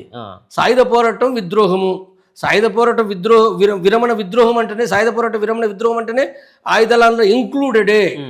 ఆయుధాలను కూడా ఇవ్వడం కూడా విద్రోహం అవుతుంది. అది రెండు వేరు వేరు కాదవి. వాళ్ళకి తెలుసు, ఆ నాయకత్వం తెలుసు. సాయుధ పోరాట విరమణ అంటేనే ఆయుధాలు ఇవ్వడం వాళ్ళకి తెలుసు. ప్రపంచంలో చట్టాలు ఫాలో అయ్యే వాళ్ళు చట్టాలు గుర్తిస్తే ఈ రెండు ఇంక్లూడు. కాబట్టి నువ్వు తప్పలేదు నీ అభిప్రాయం ప్రకారం. కానీ ఎన్కౌంటర్ల కారకులు అనేది మాత్రం చాలా చాలా సీరియస్ తప్పు చేస్తారు వాళ్ళు. సీరియస్ వాళ్ళు కాదు నేను చెప్తున్నా. చాలా అలాంటి నిందలు వేయకూడదు. వాళ్ళు ప్రజల కోసం ఉన్న వాళ్ళ పైన ఇప్పటి వరకు ఉండే కదా, రేపు కూడా వాళ్ళు అదే ఉన్నారు. అనవసరమైన నిందలు వేయకూడదు. అది చాలా తొందరపాటుతోటి ఆవేశంతో మీరు చేసే నిందలు తప్పది. అంటే వాళ్ళు ఓపెన్ గానే చెప్తున్నారు. వాళ్ళు ఎవరైతే లొంగిపోయినో మళ్ళీ లొంగిపోయిద్దని వాళ్ళు అంటున్నటువంటి మాట, వాళ్ళు అంటున్నటువంటి మాట, ఎవరైతే ఈ రోజు ప్రభుత్వం ముంగట సరెండర్ అయిపోయిందో వాళ్ళంతా కూడా విప్లవ ద్రోహులు కాబట్టి వాళ్ళని ప్రజాక్షేత్రంలోనే వాళ్ళను ఒక రకమైనటువంటి శిక్షిస్తామంటే ఆల్మోస్ట్ చంపేస్తామన్నటువంటి ఒక సంకేతాలు వాళ్ళు పంపుతున్నట్టుగా అర్థమవుతా ఉంది ఆ ఉత్తరంలో. సో ఏంటి అటువంటి ఆల్రెడీ ఇప్పటికే ఒక 2-3 సంబంధించినటువంటి మావోయిస్టులకు సంబంధించినటువంటి టీంలు సైతం కూడా వాళ్ళ కోసం వాళ్ళని అన్వేషిస్తున్నాయి అని చెప్పేసి కూడా ఒక ప్రచారం అవుతా ఉంది. ఇలాంటి ప్రపంచ చరిత్రలు చాలా వచ్చినాయి. ప్రపంచ చరిత్రలో ఫిలిప్పీన్స్ కమ్యూనిస్ట్ పార్టీ ఉంది. గెరిల్లా యుద్ధం చేసిన వాళ్ళు చాలా నష్టపోయినప్పుడు దాని సెక్రటరీ సిజాన్ ఆ దేశం లేడు, వేరే దేశంలో ఉండే. ఆ సందర్భంగా ఆయన ముసలాయనే కాబట్టి వేరే అతను పెడితే ఆయన చాలా దూకుడుగా ఉన్నాడు. ఆ సెక్రటరీ చాలా అంటే చేయాలని దాంతో సాయుధ పోరాటం చేయాలని దాంతో చాలా దూకుడుగా ఉన్నాడు. దూకుడుగా ఏం చేసిండు, ఇష్టం ఉన్నట్టుగా ఇన్ఫార్మర్ల పేరు మీద వాళ్ళని చంపడం, వీళ్ళని ప్రకటనలు జారీ చేయడం, అల్ల కల్లోలం అయిపోయింది. అది మాత్రం గట్టిది సాయుధ పోరాటం చేస్తే మొత్తం పార్టీ అల్ల కల్లోలం, మరింత అల్ల కల్లోలమైంది. చాలా దేశం అంతా చర్చ చేస్తారుగా, ఏం పద్ధతి ఇది ఏమన్నా తాలిబానిజమా? తాలిబాన్లు చేస్తారు, ఇస్లాం టెర్రరిస్ట్ చేస్తారు. వాళ్ళకి మార్క్సిజం కాదు, వాళ్ళ బుద్ధి లేని వాళ్ళ టెర్రరిస్ట్ వేరు. ఇది కమ్యూనిజం, ఇది మార్క్సిజం. ఇష్టం ఉన్నట్టుగా ఎవరిపైన వాళ్ళు మాట్లాడకూడదు, పరిశీలించి మాట్లాడాలి. తర్వాత అవి కూడా ఎవరు పడితే వాళ్ళు చంపకూడదు, సరైనది కాదు. కాబట్టి ఇవన్నీ జరిగి మళ్ళీ ఆఖరికి ఆ ముసలైన సీజన్ను నువ్వే ఉండాలి, ఎవరొద్దు, నువ్వే అయితే అంటే ఆయన కొంత మొదటి ఫౌండేషన్ లీడర్ ఆయనే ఉండాలంటే ఆయనకు శాత కాకుండా ఆయన లీడర్గా చైర్మన్గా పెట్టుకుని చనిపోయాడు. పోయిన సంవత్సరం క్రితం చనిపోయాడు. కానీ ఆ పార్టీ కూడా ఏంటంటే ఏమైనప్పటికీ ఇప్పుడు చాలా అంటే ఇప్పుడు ప్రపంచంలో నేను చెప్తున్నా సాయుధ పోరాటం చేసే కమ్యూనిస్ట్ సంస్థలే లేవు. నేను చెప్తున్నా ఏమున్నారు, ఫిలిప్పీన్స్, టర్కీ, ఇప్పుడు భారతదేశంలో ఇవన్నీ పోయినాయి. ప్రపంచంలో అన్ని పోయినాయి. సాయుధ పోరాటం చేసేటి ఏమీ లేవు. ఇప్పుడు ఏ పోరాటాన్ని ఏమంటారు సార్? అదే నేను చెప్తున్నా, సాయుధ పోరాటం చేసేటోటే పోరాటకారుడు అంటే తప్పు. ఈ సమాజంలో వర్గ పోరాటాలు ఉన్నాయి. ఈ సమాజంలో ప్రజలు అంటే కమ్యూనిస్టులు చేసేది పోరాటాలు కావా? ఇప్పుడు బీసీల కోసం కమ్యూనిస్టులు మాట్లాడలేదా? దళితుల ఏబిసిడి కోసం పోరాటం కాదా? మహిళల హక్కుల కోసం పోరాటం కాదా? లేదా ఉత్తరప్రదేశ్, హర్యానా లేదా ఢిల్లీ లేదా రైతాంగము కేంద్ర ప్రభుత్వాన్ని మెడలు వంచి ఆ బిల్లులను బంద్ చేసింది, అది పోరాటం కాదా? ఏది పోరాటం? లేకపోతే ఆదిలాబాద్ రైతులు 49 జీవోకు వ్యతిరేకంగా ర్యాలీ చేసి తెలంగాణ ప్రభుత్వాన్ని ఆబ్దలు చేసింది పోరాటం కాదా? ఏది పోరాటం కాదు? పోరాటం అని అంటే తుపాకులు కూడా ఆ పోరాటం కూడా లేదు. తుపాకులు పట్టుకుంటే ఈ ప్రజలకు ఎవరు మాట్లాడాలి? ఈ ప్రజలకు ఎవరు నాయకత్వం వహించాలి? నువ్వు అది మాట్లాడడం అంటే ఈ ప్రజలందరూ నోరు మూసుకుని నువ్వు అన్నట్టే. ఓకే, ఇది పోరాటమే. వాస్తవంగా తుపాకులతో ఒకనాడు చేసినావు, నేనున్నాడు చేసినావు, గతంలో నేను దానికంటే ముందు చేసిన ఉన్నావు. కానీ అవి తుపాకులతోటి కూడా జరిగాయి. అది వాళ్ళకు కూడా తెలుసు. తుపాకులు కాదు, ప్రజలే చరిత్ర నిర్మాతలు, ప్రజలే పోరాటం చేయాలి, ఆదివాసులే ప్రజలు పోరాటం చేయాలి. నేను మరి ఇంకొక ముఖ్యంగా చెప్తా, ఛత్తీస్గఢ్ ఉంది. మాట కొంతమంది ఏం మాట్లాడతారంటే ఛత్తీస్గఢ్ లోపల ఇప్పుడు మావోయిస్టులు కనుక సాయుధ పోరాట విరమణ చేస్తే అక్కడ ఎక్కవాలి అంటారు. వీళ్ళకి తెలుసో తెలియదు, వీళ్ళకి ఏం తెలుసో ఏమో తెలియదు, కానీ చరిత్ర తెలియదు, అక్కడ విషయం ఏమీ తెలియదు వీళ్ళకు. వాస్తవంగా మావోయిస్టు పార్టీ ఇప్పుడు వాళ్ళకు అక్కడ గనుల తవ్వకాన్ని మావోయిస్టులు అడ్డుకుంటున్నారా? లేదు, 15 ఏళ్ళ కింద అయిపోయింది అడ్డుకోవడం. నీ తుపాకులు ఏమడ్డుకుంటాయి? నీ తుపాకులు అడ్డుకోలేవు కదా. నీ తుపాకులు అనేది అడ్డుకోవడం అనేది అయిపోయింది, గత చరిత్ర. ఒకనాడు జరిగింది. కానీ అది కూడా ఏంటంటే ఆ ప్రజలు మాత్రమే ర్యాలీ చేసినప్పుడే, ప్రజలు చేసినప్పుడు. ఉమ్, కాబట్టి ఇప్పుడు ఏం జరగాలి? ఒక ఛత్తీస్గఢ్కి దండకారణ్యం ఎంత? ఛత్తీస్గఢ్ లోపల వాస్తవంగా ప్రభుత్వ లెక్క ప్రకారం 4 జిల్లాలు. ఉమ్, మరి అదే ఛత్తీస్గఢ్ లోపల ఎన్నో గనులు ఉన్నాయి కదా, ఉమ్, ఎన్నో ఉన్నాయి కదా. ఛత్తీస్గఢ్లో పట్టిన గనులు, ఒరిస్సాలో ఉన్నాయి గనులు, మణిపూర్ ఉన్నాయి, మేఘాలయ ఉన్నాయి, నాగాలాండ్ ఉన్నాయి, జార్ఖండ్ ఉన్నాయి, ఆంధ్రలో ఉన్నాయి. ఈ గనులన్నీ ఎవడట్టుకోవాలి? అంటే అంటే గనులు అడ్డుకోవడం అంటే వాస్తవంగా కమ్యూనిస్టు విధానం ప్రకారంగా గనులు ఏమీతో వద్దని కాదు. సమస్య ఎక్కడందంటే అది పర్యావరణానికి నష్టం జరుగుతుంది. అది అంతకంటే ఎక్కువగా ఆ ప్రజలను అక్కడ నిర్వాసితులను చేస్తుంది, ఎల్లగొడుతుంది. వాళ్ళ భూములు వాళ్ళకు ఉండాలి కదా, వాళ్ళ వనరులు వాళ్ళకు ఉండాలి కదా. కాబట్టి అయితే కంపెనీలు పెట్టకూడదా? పెట్టొచ్చు అని చెప్తాను నేను. కంపెనీలకు వ్యతిరేకం కూడా కాదు కమ్యూనిస్టు. కానీ దానికి ఒక విధానం ఉంది, పద్ధతి ఉంది, రాజ్యాంగం ఉంది, ఐక్యరాజ్యసమితి నిబంధనలు ఉన్నాయి. ప్రజల యొక్క వాళ్ళ యొక్క ఆదివాసీ పేసా చట్టం ఏదైతుందో 5th 6th షెడ్యూల్ ప్రకారంగా దాన్ని రాజ్యాంగం, నువ్వు చెప్పిన రాజ్యాంగమే, నీ రాజ్యాంగమే కదా, రాజ్యాంగాన్ని పాటించమని చెప్తున్నాం మనం. భారత ప్రభుత్వాన్ని చెప్పేది ఏంటంటే కాంగ్రెస్కైనా బీజేపీకైనా మీరు రాజ్యాంగాన్ని పాటించండి, రాజ్యాంగ హక్కుల ప్రకారం నడపండి. ప్రజలను ఆ రకంగా వాళ్ళని చేయటానికి వీల్లేదు. కాబట్టి నువ్వు ఎక్కడ పెడతావు? దానికి ఏ నష్టం జరగకుండా పెట్టవచ్చు, కంపెనీలు పెట్టవచ్చు. కానీ దాని పద్ధతులు ఉంటాయి. అందుకోసం ఎవరు చేయాలి ఆ పని? తుపాకులు చేయాలి. ఇప్పుడు మొత్తం ప్రాంతాలు ఎక్కడనే తుపాకులు ఎవరు పోరాడుతుండ్రు? ఎక్కడన్నది? నువ్వు ఒక ఛత్తీస్గఢ్ 3 జిల్లాల్లో పట వాస్తవంగా అక్కడ కూడా లేదు, ఎగిరిపోయింది. ఎందుకంటే వాళ్ళ బలం లక్షలాది బలం ఉందట. నీ తుపాకులు ఏం చేస్తాయి? ఇప్పుడు వాళ్ళు మొత్తం కేంద్రీకరించి మనం చనిపోతున్నాం. ఇప్పుడు ఆ ప్రజలకు కూడా ఇప్పుడు వాస్తవంగా ఆదివాసీ ప్రజలు కూడా చనిపోతారు కదా. ఎంతమంది దండకారణ్య ప్రజలు 40 ఏళ్ళ నుంచి 1980 నుంచి 45 సంవత్సరాలుగా ఈ దేశంలో ఎవరు చేయని యుద్ధం చేస్తారు దండకారణ్య ప్రజలు. గొప్ప చరిత్ర అది. ఎంతమంది చనిపోయారు? ఎన్ని వేల మంది చనిపోయారు. ఆ దానిలోకి ఇప్పుడు అక్కడికి వాళ్ళు కూడా ప్రజల్లో వీళ్ళే కాదు లొంగిపోయేటోళ్ళు. రోజు లొంగిపోడు ఎవరు వాళ్ళు నిన్నటిదాకా మిలిషియాలు, నిన్నటిదాకా సంఘ నాయకులు. ఏమున్నది అంటే శత్రువు అంటే ప్రభుత్వ బలం ఉందట.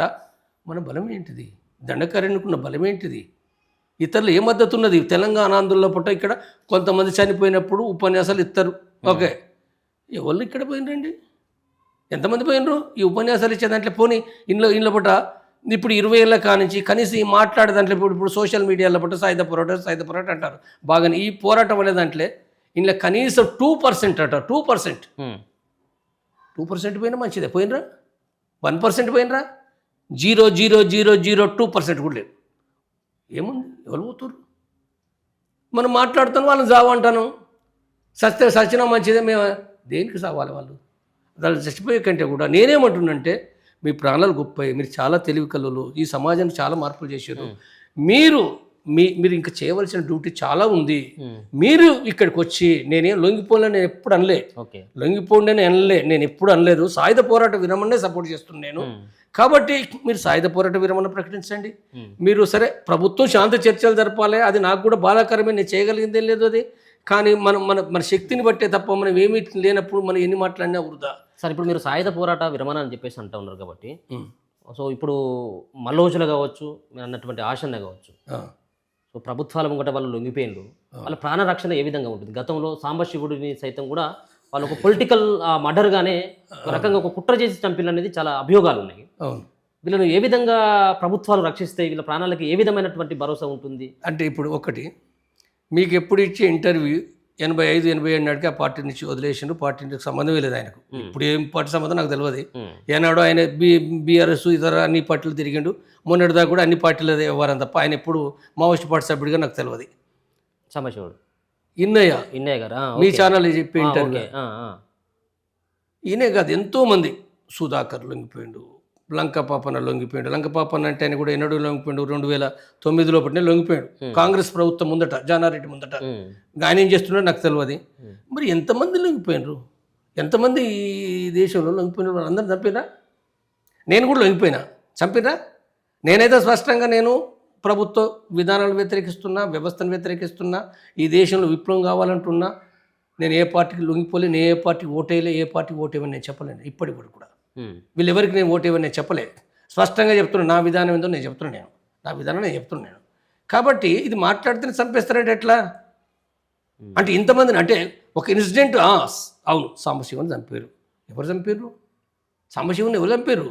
సాంబశివుని చంపింది ఏదైతే ఉందో ఒక రకంగా నాకు తెలిసిన కాడికి సాంబశివుని చంపింది ఆయన వచ్చి దేంట్లో చేరిండు, టీఆర్ఎస్ పార్టీలో చేరిండు. టీఆర్ఎస్ పార్టీలో నాయకుడు అయిండు. ఆ తర్వాత నాయకుడు ఉన్నప్పుడు అది నయంకు తనకు ఆయన ఏదో విప్లవం కోసం మాట్లాడితే చనిపోలే, అంటే సరే చనిపోయిండు, ఆయన్ను మంచి మనిషి, సరే ఆయన తప్పనను. కానీ అక్కడ రియల్ ఎస్టేట్ సంబంధం లోపల ఆయన నయంగా రియల్ ఎస్టేట్ చేస్తుండు. తన పార్టీలో ఉన్నట్టు మాట్లాడితే ఎట్లా? పార్టీ నీకు లేవు కదా, నీ ఇక్కడ ఆయుధం లేదు, నీ ఇక్కడ దళం లేదు, నువ్వు నయం కానీ చేష్టలను నువ్వు వ్యతిరేకించి తప్పుడు పద్ధతి అని చెప్పి నువ్వు గట్టిగా నిలిచినావు. దొంగలు అది డబ్బుల కోసం వాడు కింద పెద్ద వ్యవస్థ కదా ఉంది. మన శక్తి ఏంటిది? ఇప్పుడు నేనైనా ఏదైనా ఏం మాట్లాడాలని ఎంతవరకు మాట్లాడాలో అంతవరకే మాట్లాడాలి. నేను ఇష్టం ఉన్నట్టుగా మాట్లాడుతానంటే మరి వాడు చంపిండు కదా. చంపుడు సరైనదని కాదు, దుర్మార్గం అది. దానికి రాజ్యం కూడా ఒక రకంగా బీఆర్ఎస్ కాంగ్రెస్ అండ ఇచ్చింది, వాళ్ళే కదా ఇచ్చింది. తర్వాత మరి నయం కానీ అప్పుడు చంపారు కదా అవన్నీ చట్ట ప్రకారంగా. పోలీసులు చేయాలిగా ఆ పని, చేయలేదు. పోలీసులకు నయంకు సంబంధం లేకపోతే చేయలేదు. సాంబశివుడు ఏమర్థం చేసుకోవాలి? చెప్పిరు, సాంబశివుడు చెప్పలేదంటే చాలామంది చెప్పి నువ్వు ఎందుకు అవన్నీ ఎందుకు మాట్లాడుతున్నావు? నువ్వు నీకెందుకు వాడు చేసుకున్నాడు చేసుకుని నువ్వు ఇవన్నీ భూముల పంచాయతీలు నీకెందుకు వచ్చి నువ్వు రాజకీయాలు ఏం మాట్లాడుకుంటావు చేసుకో, అది చేసుకుంటే అయిపోయింది కదా. కాబట్టి ఇవన్నీ గోపన్న కూడా, ఇప్పుడు గోపన్న కూడా చనిపోయి ఎలికట్టే మా ఊరి దగ్గర గోపన్న, ఈయన ఎక్కడెక్కడో అవి తిరిగిన తర్వాత వాళ్ళు ఎవడో ఆంధ్ర పెట్టుబడిదారులు రాజకీయ నాయకులట వచ్చి కొట్టిండ్రట ఆయనను, బాగా కొట్టిర్రు. మనిషి బాధపడి ఆత్మహత్య చేసుకున్నాడు. నేను ముందే అనుకుంటే చంపేసాను అనుకున్నాను, కానీ చాలామంది ఏంటంటే అది లేదా ఆయన చివరికి బాధపడలేక ఆత్మహత్య చేసుకున్నాడు. ఎందుకు చేయాలి మరి? ఊకుండొచ్చు కదా అవన్నీ ఎందుకు? వాటిలోకి వెళ్తే నీకు ప్రభుత్వాలు రాజ్యాలు పెద్ద నాయకులు నీకు సపోర్ట్ చేయరు. అదంతా దొంగల మూటాల వ్యవహారాలు. ఈ సెటిల్మెంట్లు ఎందుకు, ఈ సమస్యలు ఎందుకు? నువ్వు బతుకున్నంత కాలం చేసినావు, గొప్ప పని చేసినావు. నువ్వు బతుకున్నంత కాలం ప్రజల కోసం మాట్లాడడం సపరేకుండు. నేను ఏమంటున్నంటే నీకు శాత కాదు, ఎందుకు వచ్చిన బాధ అనుకుంటే నువ్వు ఏదో నీ నువ్వు బతుకు. నేను ఎవడో అంటున్నావు. ఇప్పుడు మిమ్మల్ని ఉదాహరణ తీసుకోవచ్చా? అంటే మీరు చాలా ఏళ్ళుగా బయటకు వచ్చి సాయుధ పోరాటాన్ని విరమణ చేసేసి వచ్చేసింది. సో నేను బతికిన కాబట్టి వాళ్ళని ఎందుకు చంపేస్తారు, నేను ఉన్నాను కదా అన్నటువంటి ఒక ప్రూఫే కదా మీరైతే. ఇప్పుడైతే మీరు అదే కదా. నేను ఒక్కని కదండి, అనేక మంది. ఇప్పుడు పాపన బతుకుతలేడా? పాపన బతాడు కదా, పాపన బతుకుతుంది. సరే ఆయన ఏముండవు, ఆయన ఏమి ఇవన్నీ దందాలకు పోయి ఇవన్నీ ఏం చేయలేదు కదా, ఆయన ఏం చేయలేదు. సరే తను రాసే కాడికి ఎప్పుడైనా రాత్రి ఎప్పుడైనా మాట్లాడు. తప్పుందా ఒప్పుందా నేను కాదు మాట్లాడేది. ఎవరికి అర్థమైంది వాళ్ళు చేసుకోవచ్చు. చట్ట ప్రకారం రాజ్యాంగ ప్రకారం ఉండాలి. మనం కొన్ని విషయాలు కొన్ని ఘర్షణలు ఏవైతున్నాయో అంటే డబ్బుల వ్యవహారంలో ఘర్షణలకు పోతే నష్టం జరుగుతుంది మనకు. ఎందుకంటే మన బలం తక్కువ, మనకి ఏ బలం లేదు. వాళ్ళకు ఉన్నారు దొంగల బలం ఉన్నది. వాళ్ళకు నయంకు దొంగల బలమే కదా. దొంగలు అంటే పోలీసు అధికారుల బలమే, లేదా రాజకీయ నాయకులు ఎమ్మెల్యేలు మంత్రుల బలం ఉంది. నీకు లేదు కదా. నీ సాంబశివుడు ఉంది, నీకు టీఆర్ఎస్లో మద్దతు ఇచ్చిరా? ఆడ ఉపయోగించుకున్నారు సాంబశివుని. కానీ టీఆర్ఎస్లో కూడా చంద్రశేఖరరావు, కేటీఆర్ ఉపయోగించుకున్నారు సాంబశివుని. కానీ మద్దతు ఇచ్చిండ్రా? బలమైన మద్దతు ఇచ్చిండ్రా? ఇయ్యలే. కాబట్టి మన శక్తి తిరిగి మనం పనిచేయాలి. అది మనకు నష్టం జరిగింది, బాధపడతాం. సాంబశివుడు మంచి ఉండే చనిపోయాడు, బాధపడతాం. ఒక చివరిగా సార్ ఒక మాట, మావోయిస్ట్ పార్టీలో సో ముఖ్యంగా ఒక రకమైనటువంటి ఒక చర్చ ఉంది. రెడ్డి ఆధిపత్యత కూడా దాంట్లో ఎక్కువనే ఉంది. దాంట్లో నంబాల కేశవరావు కావచ్చు, ఇక్కడ రామచంద్రరెడ్డి మొన్న చనిపోయినటువంటిది వాళ్ళు కావచ్చు, కడారి సత్యనారాయణ రెడ్డి కావచ్చు. సో ఇట్లా చెప్పుకుంటూ పోతే చాలా సంబంధించినటువంటి అగ్రవర్ణాల చేతిలోనే ఇప్పుడు మావోయిస్ట్ పార్టీ సైతం కూడా వాళ్ళ చేతిలోనే ఉంది అనేది ఒక విమర్శ. సో మీరు జంపన్నగా మీ పేరు జనాలకు తెలుసు, ప్రపంచానికి అంతా కూడా జంపన్న అంటేనే మిమ్మల్ని గుర్తుపడతారు. యాక్చువల్గా కూడా మీరు కూడా నరసింహారెడ్డి అన్నటువంటి ఒక పేరు. సో ఏంటి ఈ రెడ్డి సామాజిక వర్గానికి సంబంధించిన వాళ్ళు లేకపోతే అగ్ర కులాలకు సంబంధించినటువంటి ఆధిపత్య ధోరణిలో మావోయిస్ట్ పార్టీ ఉంది అని చెప్పేసి చెప్తున్నటువంటి వాళ్ళకి ఏ సమాధానం చెప్తారు? ఇప్పుడు మీడియా కళ్ళకు కనపడిందంటే కొన్ని వాస్తవాలు కనపడుతున్నాయి. కొంతమంది నాయకులు అగ్రనాయకులు కొంతమంది రెడ్డో రావో లేదా బ్రాహ్మణో కనపడుతున్నాయి. అంటే మిగిలిన వాళ్ళని పక్కకు పెడతారు, దళితులు ఉన్నదని పక్కకు పెడతారు, దానికి మళ్ళీ ఏదో చెప్తారు. కానీ మీకు నేనేమంటాను, మొట్టమొదటిగా ఏంటంటే పచ్చకామర్ల లోకి లోకమంతా పచ్చగానే కనపడుతుంది. మొట్టమొదటి చెప్పేది ఎందుకు మీకు కనపడుతుంది? ఇక్కడ ఈ దేశంలో కులం ఉన్నది, కులం ప్రకారంగా పనిచేసే పార్టీలు ఉన్నాయి, కులం పనిచేసే నాయకులు ఉన్నారు. ఈ నాయకులు ఎవరిని చూసినా కులం ఉంది. కాంగ్రెస్ నాయకులకు కులమే ఉంది, బీజేపీ నాయకులకు కులమే ఉంది, బీఆర్ఎస్ నాయకులకు ఇలమ కులం ఆధిపత్యం ఉంది. ఈ పార్టీలే కాదు, కులం అని చెప్పి ఎంఆర్పిఎస్ నాయకుడు కృష్ణమాదిగా కూడా కులమే ఉంది. ఆయన ఎన్ని చెప్పినా కొంతవరకు అయితే ఆయన కూడా కులమే ఉంది. ఇంకా బీసీల నాయకులు అన్న వాళ్ళ కూడా కులమే ఉన్నది. వాళ్ళ కులం కులం కులం అనే మాట్లాడతారు. బీసీ అన్నా మళ్ళీ వాళ్ళు కాపుది, మళ్ళీ వాళ్ళ గౌండ్లది, మళ్ళీ పద్మశాల సంఘాలు ఎంత పెడుతుండ్రు. బీసీలు అంటే అవి ఉండకూడదుగా అంబేద్కర్ చెప్పినట్టుగా. కానీ కులం అనేది ఇక్కడ ఉన్నది. మీకు కులం ఉన్నది కాబట్టి మీకేమనిపిస్తుంది? లేదా ఇక్కడ కమ్యూనిస్ట్ పార్టీ నాయకుల బట్టి కూడా కొంత ఆ సమస్యలు ఉన్నమాట వాస్తవమే. కమ్యూనిస్ట్ నాయకుల బట్టి కూడా కొంత ప్రాబ్లమ్స్ ఉన్నాయి మొదటి నుంచి. కానీ మావోయిస్టు పార్టీని ఆ రకంగా చూడడం చాలా తప్పు, చాలా తప్పది.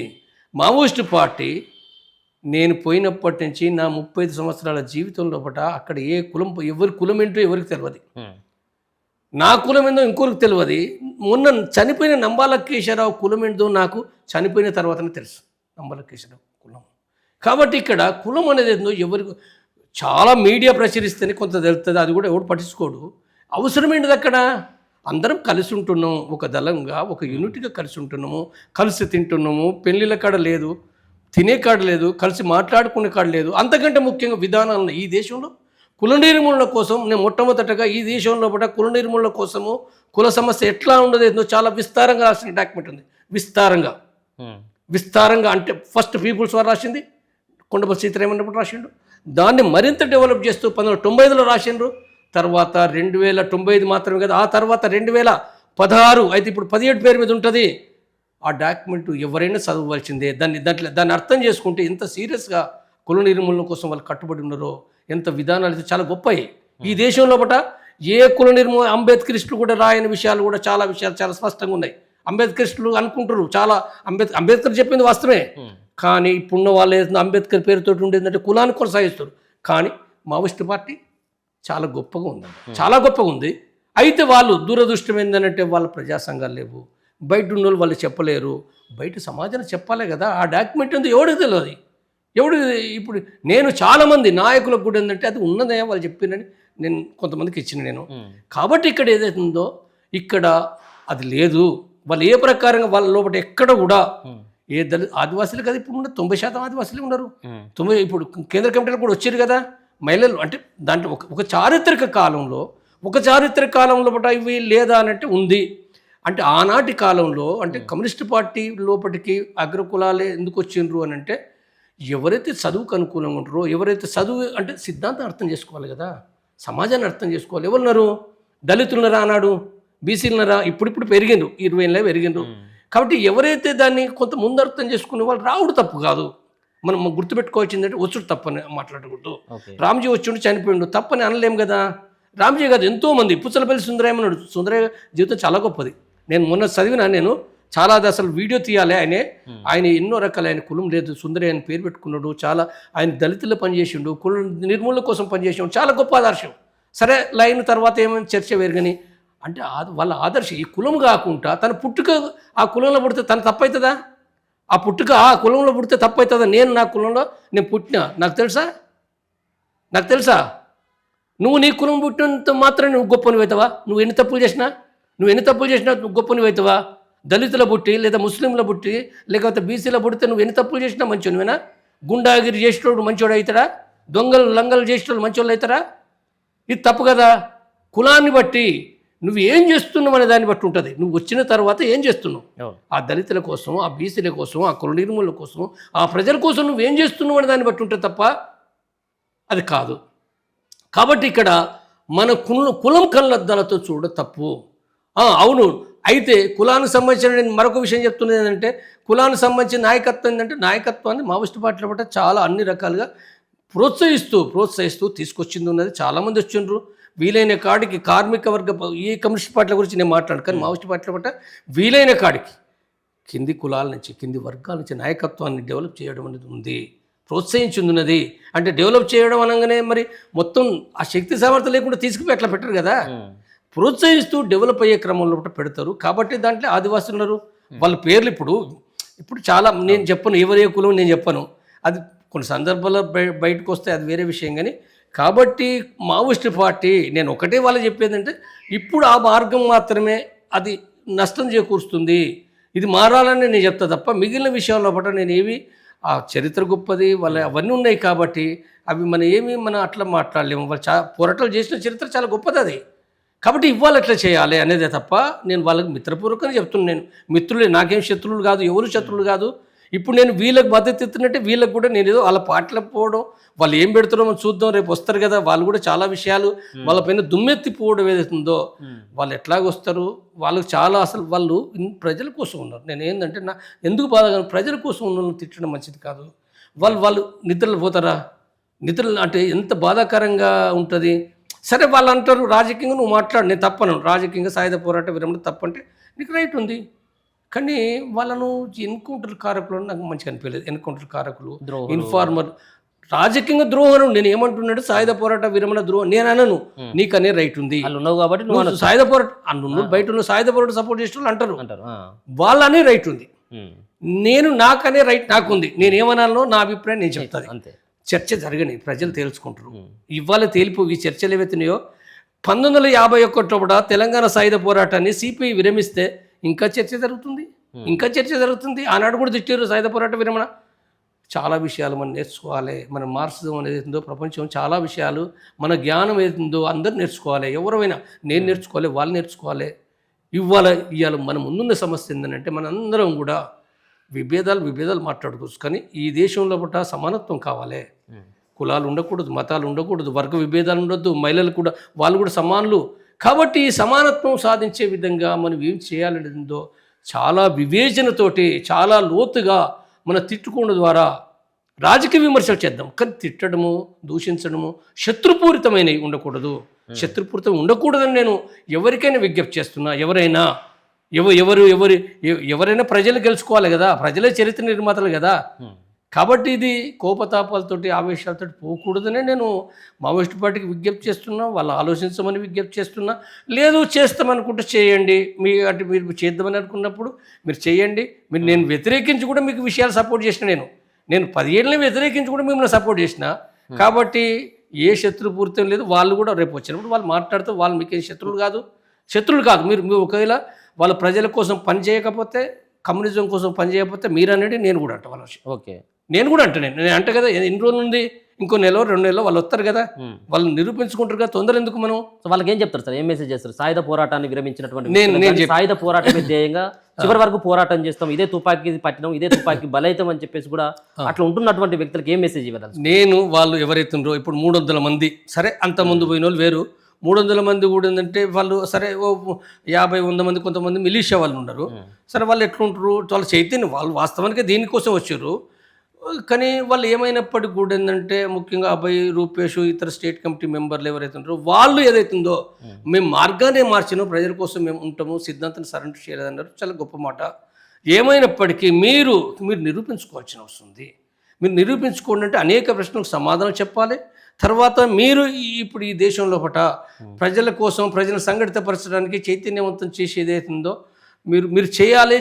అంటే మీరు ఎట్టి పరిస్థితులను కూడా అంటే ఈ దేశంలో ఎందుకు అంటారంటే కొంతమంది సాయుధ పోరాట విరమణ చేసిన వాళ్ళు కూడా భారతదేశం లోపల కూడా వాస్తవంగా తెలంగాణ లోపల సాయుధ పోరాటం విరమించి సిపిఐ చేసింది ఏదైతుందో అది చాలా మంచి చరిత్ర కాదు. సిపిఐ చేసిన మంచి చరిత్ర కాదు. నేను మళ్ళీ చెప్తున్నా, సిపిఐ చేసింది మంచి చరిత్ర కాదు. చేసింది తర్వాత సాయుధ పోరాట విరమణ చేసుడు కాదు అనేది, చేసిన తర్వాత అవలంబించిన విధానాలు ఏవైతున్నాయో అది బూర్జువా పార్టీలకు అది తోకగా భజన పోరాటం చేయడం చాలా నష్టం చేకూర్చింది. మీరు కరెక్ట్ ఉంటే తెలంగాణ సాయుధ పోరాటం విరమణ చేసినప్పుడు మీరు కరెక్ట్ ఉంటే ఈ చర్చలు వచ్చేటి కావు, ఇన్ని చావులు ఉండేటి కావు, ఈ నక్సలైట్లు ఇది వచ్చేది కాదు. మీరు కరెక్ట్ ఉంటే ఇది ఉండేదే కాదు కదా. మీరు లేకనే సిపిఎం అయింది, సిపిఎం నుంచి మళ్ళీ ఇది ఇవన్నీ నక్సలైట్లు వచ్చినారు. నక్సలైట్లో కూడా తప్పులు ఉన్నాయి. కాబట్టి ఇప్పుడు ఏదైతుందో విశాలంగా ఎవరైనా ఎక్కడ తప్పులు జరిగినాయో కమ్యూనిస్టు మొత్తంగా కూడా అర్థం చేసుకొని మార్చుకోవాల్సిన బాధ్యత కమ్యూనిస్టులు అందరిపైన ఉంది. ఒకరినొకరు తప్పులు చెప్పుకుందాము అవసరమైనవి, కానీ అందరు ఐక్యంగానే శత్రుపూర్తంగా ఉండకూడదు. ఇది అవసరమైంది నేటి కాలం. ఇది లేకపోతే ఇంకా మొత్తం కమ్యూనిస్టులు పోతారు. కమ్యూనిస్టు పోయిన తర్వాత ఏముంటుంది, బూర్జు వాళ్ళే ఉంటారు కదా, వాళ్ళే ఉంటారు ఇంకేముంటారు. ఇప్పటికే అయిపోయింది, వాళ్ళదే మొత్తం ఉంది. ఏమున్నావు ఎక్కడున్నావు కమ్యూనిస్టులు, ఏ మావోయిస్టులు లేరు, సిపిఐ లేరు, ఎక్కడున్నామండి మన బలం? ఇన్ని గెలిచినా కానీ బలం ఎంత? బలం ఎంత? చాలా తగ్గిపోయింది. కాబట్టి ప్రజలు కోరుకుంటున్నారు, కమ్యూనిస్టులు ఓపిక వహించండి, మాట్లాడండి, విషయాలు సిద్ధాంతపరంగా రాజకీయంగా మాట్లాడండి. ప్రజలకు తెలియక కోపతాపాలతో వెళ్ళిపోతారు. గత చరిత్ర నేను మళ్ళీ చెప్తున్నా, ఒక సందర్భంలో ఎంఎల్ పార్టీ నక్సలైట్ పార్టీలు చంపుకున్నారు కదా, కాల్చుకున్నారు కదా. ఇందులో ఎవరు తప్పులు అంటే ఎవరు వాళ్ళు మాట్లాడుకుంటారు, కానీ ఇద్దరి ఉన్నాయి, ఎక్కువ తక్కువ ఇద్దరు అన్నీ ఉన్నాయి. తెలంగాణలో చంపుకున్నారు, బీహార్లో చంపుకున్నారు, జార్ఖండ్లో చంపుకున్నారు, ఎంతమంది చంపుకోలేదు? ఏం పద్ధతి ఇది? ఆవేశాలతోటి పోడు. చెప్పుకుంటప్పుడు మాదే గొప్ప అని అనుకుంటారు. గొప్ప కాదు, కొద్ది బుద్ధి పెట్టి ఆలోచించండి. మనం మాట్లాడితే ప్రజలకు తెలియదు, మాట్లాడతారు. ద్రోహి అంటే ఇంకా ద్రోహి అంటారు, ఇంకా ద్రోహి అంటారు. పెరిగినటువంటి టెక్నాలజీ మన అందరికీ తెలుసు, డ్రోన్లు కావచ్చు, ఆధునిక టెక్నాలజీని ఉపయోగిస్తున్నటువంటి కేంద్రం కావచ్చు. సో మావోయిస్టులకు ఇప్పుడు ఉన్నటువంటి అడవిలో ఉన్నటువంటి మావోయిస్టులకు నెక్స్ట్ ముందు ఏంటి సార్ ఉండేది, ఏంటి వాళ్ళకి ఆప్షన్ ఏంటిది? జస్ట్ ఇక మనం అన్నట్టుగా సాయుధ పోరాట విరమణ అని చెప్పేసి ఇక అనుకోవచ్చు. ఎందుకంటే ఆ విరమణ చేయకపోయినట్టయితే ఉంటే ఇక ప్రాణాలతో మనం చూసేటువంటి అవకాశం కూడా లేకుండా పోతుంది. ఇటీవల తరచూ జరుగుతున్నటువంటి సంఘటనలు చాలా విచారకరమైనది, చాలా బాధాకరమైనది. ఈ బాధాకరమైంది కాబట్టి నేను వాస్తవంగా శాంతి చర్చల కమిటీ పెట్టడానికి కూడా నాకేంటిది, నేను ఆ పార్టీ నుంచి వచ్చిన, ఎందుకంటే దాంతో నేను ఉన్నా. కానీ చాలామంది ఒత్తిడి చేయడం, చేయాలి మీరే ఉండాలి చేయాలని అంటే అప్పుడు నేను చేసిన. నాకు తెలుసు ఈ మొత్తంలో పట్టుకుంటే ఈ ప్రక్రియ అంతా కూడా సమాజ మార్పే కాదు, చాలా భయానకమైన డ్రోన్ అది ఉంది. మీరు ప్రతిదీ ఎక్కడ మీరు సెల్ ఫోన్ పట్టుకున్నా, ఏ రకంగా ఉన్నా, సెల్ ఫోన్ లేకపోతే నీకు ఏం కమ్యూనికేషన్? నీ మీటింగ్ లేవు, సీసీ మీటింగ్ లేవు, కలవడం లేదు, ఎవరు కలుతలేరు కదా. ఎవరు కలవకపోతే ఇప్పుడు ఏమవుతుంది? ఎవరు ఇష్టం వచ్చినట్టు ప్రకటనలు ఇచ్చే కాడికి వచ్చేసింది కదా. ఇప్పుడు ఒక అభయ రూపేష్ అని కాదు, ఉదంతి వాళ్ళ చెరుమాడు, వాళ్ళ చెరు ఉత్తర బస్తలు, చెరుకాడి చెరువులు చెరు, రేపు ఇంకోలు ఇవ్వచ్చు. సింగరేణి అశోక్ కూడా ఇచ్చిండు కదా. ఇప్పుడు లొంగిపోతాడు అంటారు, మరి ఏమైందో పోలీసుల కారణం ఏమైందో తెలియదు.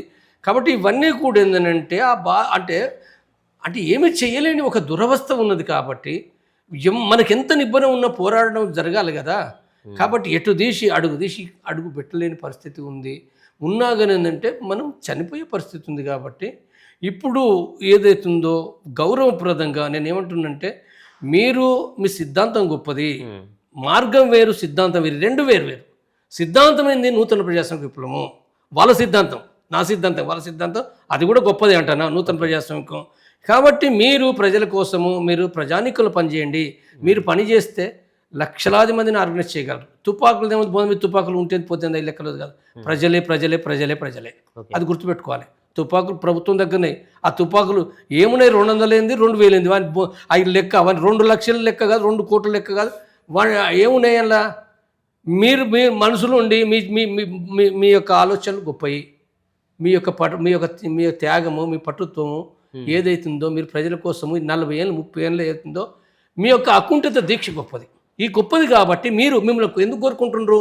ఇక్కడ లేరా బొచ్చాడు? మీకంటే సంఖ్యలో చూస్తే వేరే మంది ఉన్నారు, 10 రెట్లు ఎక్కువ ఉన్నారు కమ్యూనిస్టులు. నేను మిమ్మల్ని ఎందుకు నేను అంటున్నా? మీరు కూడా వచ్చి, సరే ఇతరులు కూడా మంచి వాళ్ళు ఉన్నారు, నేను వాళ్ళందరూ దూషిస్తలేను, కానీ మీరు వచ్చి పనిచేయడం ద్వారా మీరు ఎంత ఇప్పుడు చాలా తగ్గిపోయినప్పటికీ మీరు ఎంత చేయగలిగితే అంత ఈ సమాజానికి ఉపయోగం అనేదే నా బాధ తప్ప నాకు వేరే ఏమీ లేదు. మీరు చేస్తాను అనుకుంటే కూడా నిర్ణయం తీసుకునేది మీరే తప్ప నేను మిమ్మల్ని బలవంతం చేస్తలేను, లేకపోతే మీరు చేస్తుండ్రు కాబట్టి నేను తిడతలేను. మిమ్మల్ని నేను త్యాగాన్ని గొప్పగానే చెప్తున్నా నేను. కాబట్టి ఆలోచించండి, వాళ్ళని అనకండి. మీరు సాయుధ పోరాట విద్రోహం అంటే అనండి, నాకు సంబంధం లేదు. కానీ ఇన్ఫార్మల్ అనండి మాత్రం నాకే కాదు, నా ఒక్కరికి కాదు, చాలామందికి బాధ ఉంది. ఈ సమాజంలో విశ్లేషించే మేధావులకు చాలామంది ఇట్లా మాట్లాడు బాగాలేదని చాలామంది ఎక్కువ మందో ద్రోహం అంటారు, నిజమే. కానీ చాలామంది ప్రజలు మేధావులు ఇది కరెక్ట్ కాదు అని అంటారు. కాబట్టి దయచేసి అంటే ఇది కమ్యూనిజానికి తలవంపు, మావోయిస్టు విధానాలకు కూడా తలవంపు, నాకు అది కూడా బాధ ఉంది. కాబట్టి మీరు ఆలోచించమని నేను విజ్ఞప్తి చేస్తున్నాను. Right, thank you so much. So చాలా అంశాలని జంపన్న గారు కులంకుశంగా చెప్పడం జరిగింది. ముఖ్యంగా ఇటీవల తరచుగా విప్లవ ద్రోహులు వీళ్ళంతా కూడా మావోయిస్టుని, అంటే ఇప్పుడు అడవిలో ఉన్నటువంటి వాళ్ళందరినీ కూడా మోసగించవచ్చు, వీళ్ళంతా కూడా ఇన్ఫార్మర్లు.